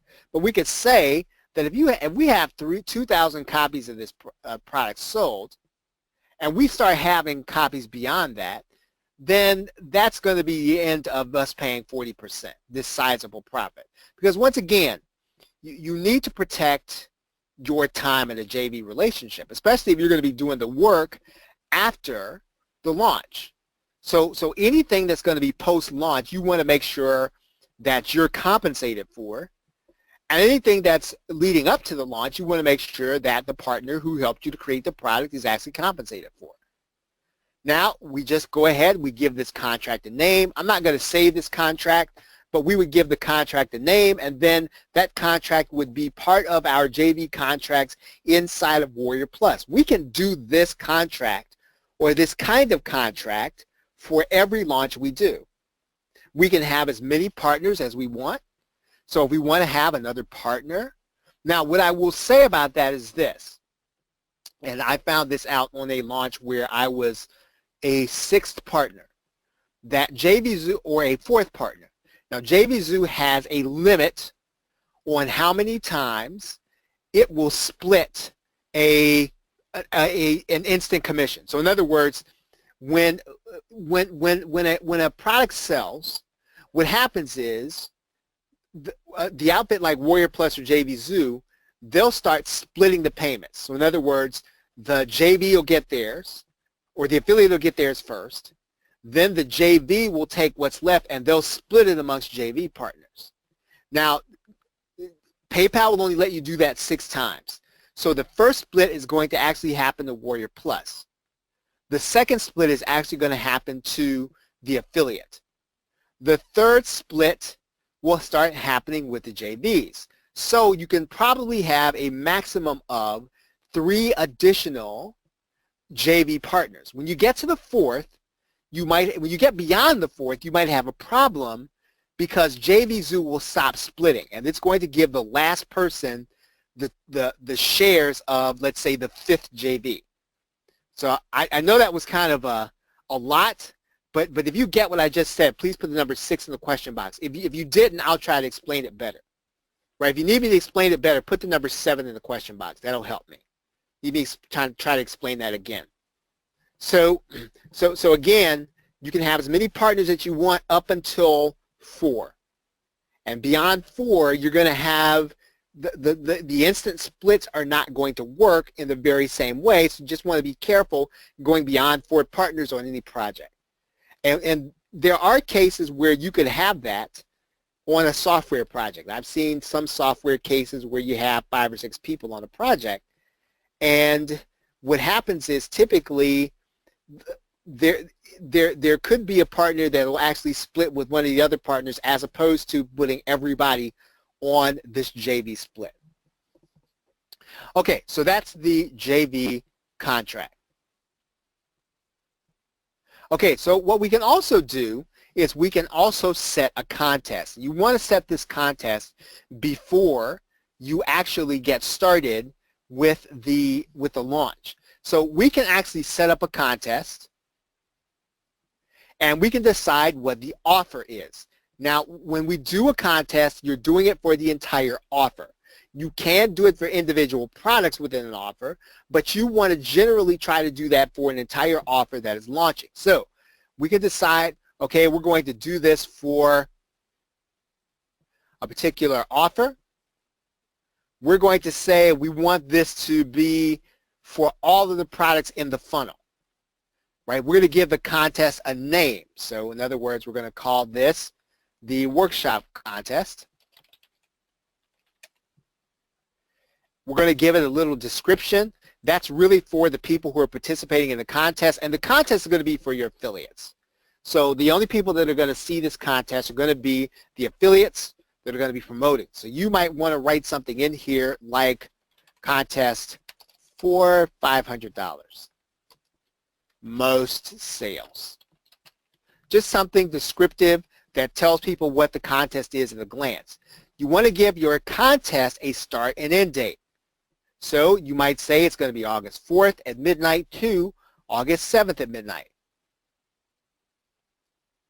Now you're going to have a certain number of winners and a certain number of losers.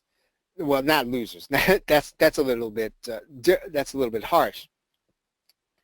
What you're going to do here is you're going to say only 5 people are going to be compensated if they bring sales, right? So you're going to put the maximum number in there. Now you don't have to outline what each person is going to be paid. Warrior Plus is going to show you who's in first place, who's in second place, who's in third place, and you can actually highlight that in the contest. I'll show you what that means here in a minute. So I might put in here, I'm going to have 5 winners. And then the only maximum I'm going to number display is going to be 10. I can decide whether or not this is going to be a public contest or a private contest. So in other words, I can decide that I'm not going to show this contest to everybody. And in some cases, you may not want to show the contest to everybody. And if your numbers are not what you like them to be, you can actually make this contest private, right? So we can decide that this contest is going to be private. We're going to click create. What I'm going to do now is I'm going to actually show you, I'm going to show you a contest here. And show you a contest here.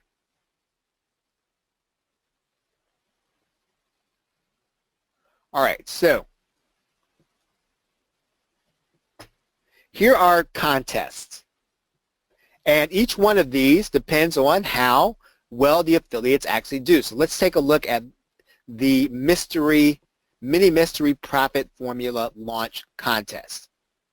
So she's choosing, okay, this one hasn't started. So let's choose one that has already started. And let's see, start date 8/11. Let's sort for start date.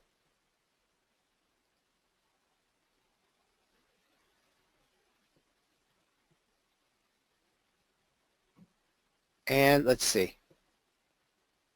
See if we can find one here. Okay, here's one that has started, Instant Profit Swipes. Okay, so here's the contest, and it ends on August 10th. So you can see the affiliates that are actually promoting, and where we're showing the top 3 who are going to get prize money.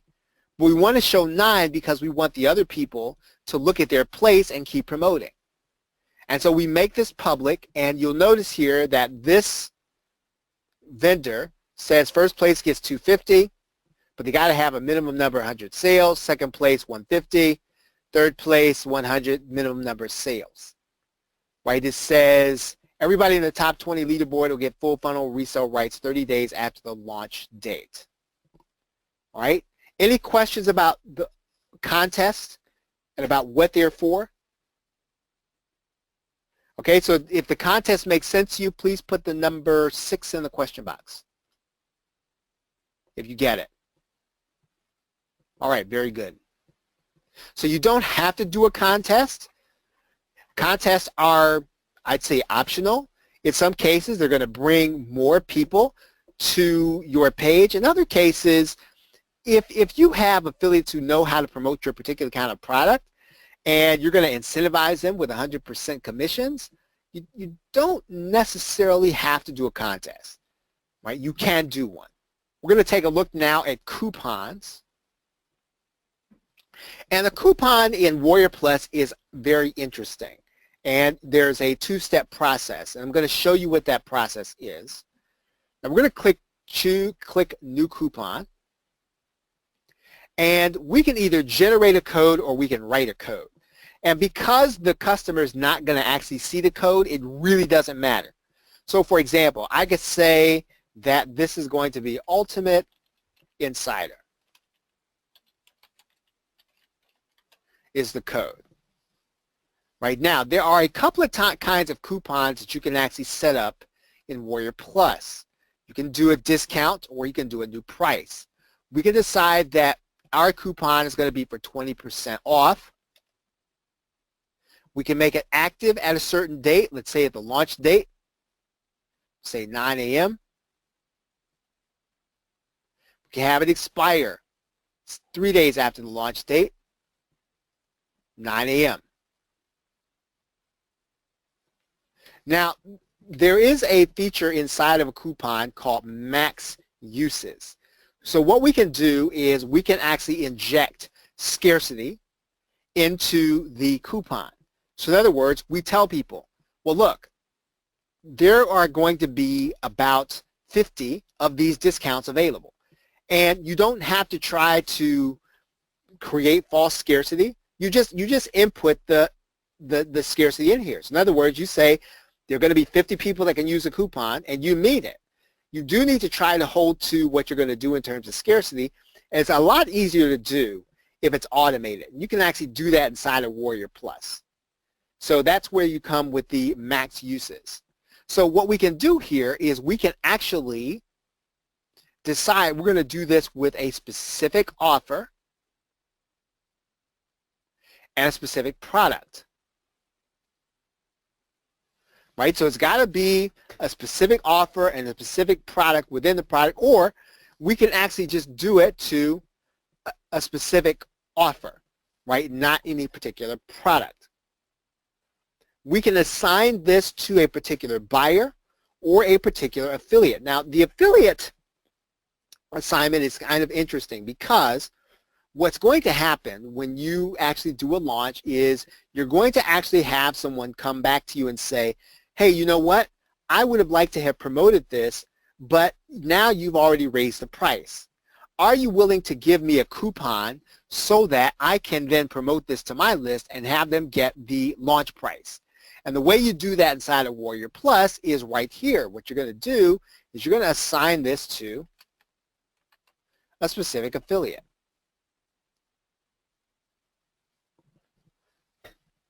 Now what's going to happen is that we're going to save this coupon. But when this affiliate sends traffic to our sales page, their buyers are going to get 20% off, right? It's going to happen all automatically.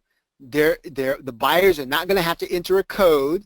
They're not going to have to memorize anything. They're going to have to do anything. They're going to click the link, and it's going to give them the discount, right? So if that makes sense to you, please put the number 7 in the question box if you get that. Okay, if you need me to explain it again, I'll explain it again. So if you need me to explain it again, put the number 8 in the question box. All right, very good. So it looks like you guys are getting it. Okay, so when I save this coupon, that means then that only this affiliate is going to get the discount, only this one. Everybody else that comes to the sales page is going to see the regular price. Now, I would not make a habit of giving one affiliate one price and another affiliate and all the other affiliates another price after the launch. I wouldn't make a habit of that, because again, you are going to have people that are going to buy after the actual launch. You don't want to be in a position where they actually end up getting an email that says, hey, you can get this now for 20% less than you would have gotten it before. And somebody said, well, yeah, I got to the launch late and I bought it at the whole price. So, but you gave these people a discount. You don't want to be in a position where you have to answer that. So this is a neat feature to have. I would say you don't want to make a big habit of doing this after the launch, and especially after you have raised the price. Right? It's pretty important. Now, another way to do a coupon inside of Warrior Plus is going to be new price. Right? So what we can say is that when this affiliate, when people hit the button, we want them to get a new price if they get the coupon. Right? And we can do the same thing. We can say it's active. We can say that we're only going to have this to go to 100 people. And we can actually then limit it to a specific offer. Right? And what we can do is we can actually set it up so that it doesn't necessarily have to go to any particular, let's say any particular affiliate. We can decide we want to give this to all of our new customers, right? All of our new customers, we want them to get the new price of $9.95. So what we're going to do, we're going to save this coupon, right? Okay, so let's see. We do have to do a specific product. Okay, so now we've had the coupon set up, Ultimate Insider. So now what we're going to do, and this is a little bit, this might be a little complicated, but let's go to this one. And what we're going to do is we would actually go and get the button code. And what we're going to do is we're actually going to get a tracking link. And let's see. Let's go back here. We're going to go back here for a second, and we're going to, I'm going to create something specifically for this offer. So it's going to be inside of Product Launch Workshop and Minimalist Lifestyle. So there it is, Minimalist Lifestyle. All right. And we're going to say Insider or Workshop Test. We're going to make the new price $9.95 or $7, we'll say. We'll make it active as of now. And we're going to save this coupon. All right, so now what we're going to do is we're actually going to now get this particular code. We're going to go and get a tracking link. And what we're going to do is we're going to create a sub ID, and we're going to call this sub ID Workshop Page. We're going to click this little blue link, and then we're going to assign a coupon. And then there is our coupon that we just created.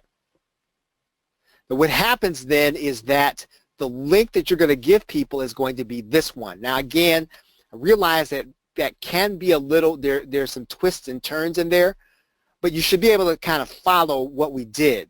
We had to go in and create a coupon code, but we had to come back to the actual place where people are going to be clicking the link to actually put it so that when they click the button, they're going to get the actual price.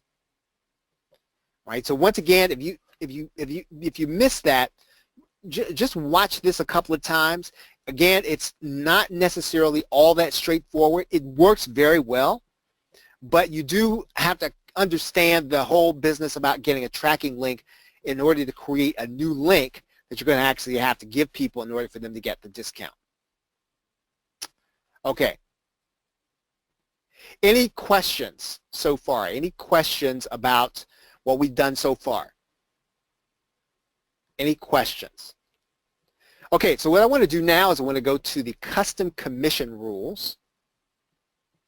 And we're going to actually use custom commission for the case where, let's say that during a launch, what you're trying to do is you're trying to get the affiliates to bring you as much traffic as you can. And so one of the ways that you're going to do that is you're going to incentivize them with 100% commissions. But after the launch, you don't necessarily want to give the affiliates a custom commission. And so you can determine that here in this commission rule. So you're going to click New Rule. You are going to say, I want a time-limited rule. I want it for a specific offer. Now, I can decide now that after there's a specific time that starts, I want to give a specific commission based on that timing, right? A specific one based on the timing, okay? Now, once the time ends, the rate is actually going to change back. So here's how you would actually do this. You would actually do something a little different when you create your offer. You would say then that the regular rate is going to be 50% for your affiliates, but from the time of the launch, the 4th at 9 p.m. through the 7th at 9 p.m.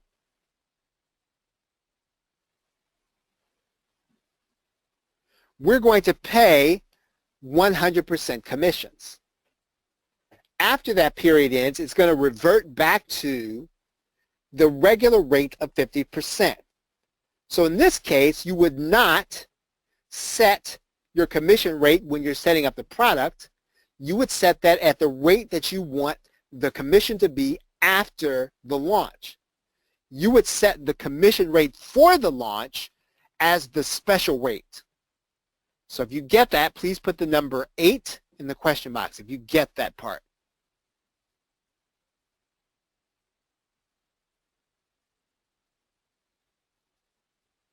Okay, so these are some things that are going to make your life a little easier when you are actually launching, especially if you're going to have a partner, especially if you want to make sure that your affiliates don't get cheated, especially if you want to make sure that you maximize your own profits during after the launch, right? Once you're taking over support and all the other stuff, you want to maximize your profits. And one of the ways you do that is you make the launch period the period where you're going to give away 100%, unless for some reason you are going to want to extend it beyond that. But generally, you want to stop giving that. Now, of course, you could just go into your product and you could change the commission rate. You could do that, right? You could do it manually. But you can actually set it so that if you, for some reason, forget about doing it, or you come to the point and you don't have time, or you're not in a position where you can go to your computer, you can actually set this up so that it works automatically, right? And this, you can actually do all of that inside of Warrior Plus. Okay? Any questions? Any questions on anything that we have done tonight? These are some things that we needed to do to finish up the unit on launching on Warrior Plus. And what you should have now is you should have a bird's eye view and the ability now to set up your launch on Warrior Plus. You have all the tools and you have everything that you need other than to create your product. So if there are no questions, we are going to end this session here. We appreciate you all being here. Thank you very much. Have a great night, and a great day, and a pleasant tomorrow. Take care.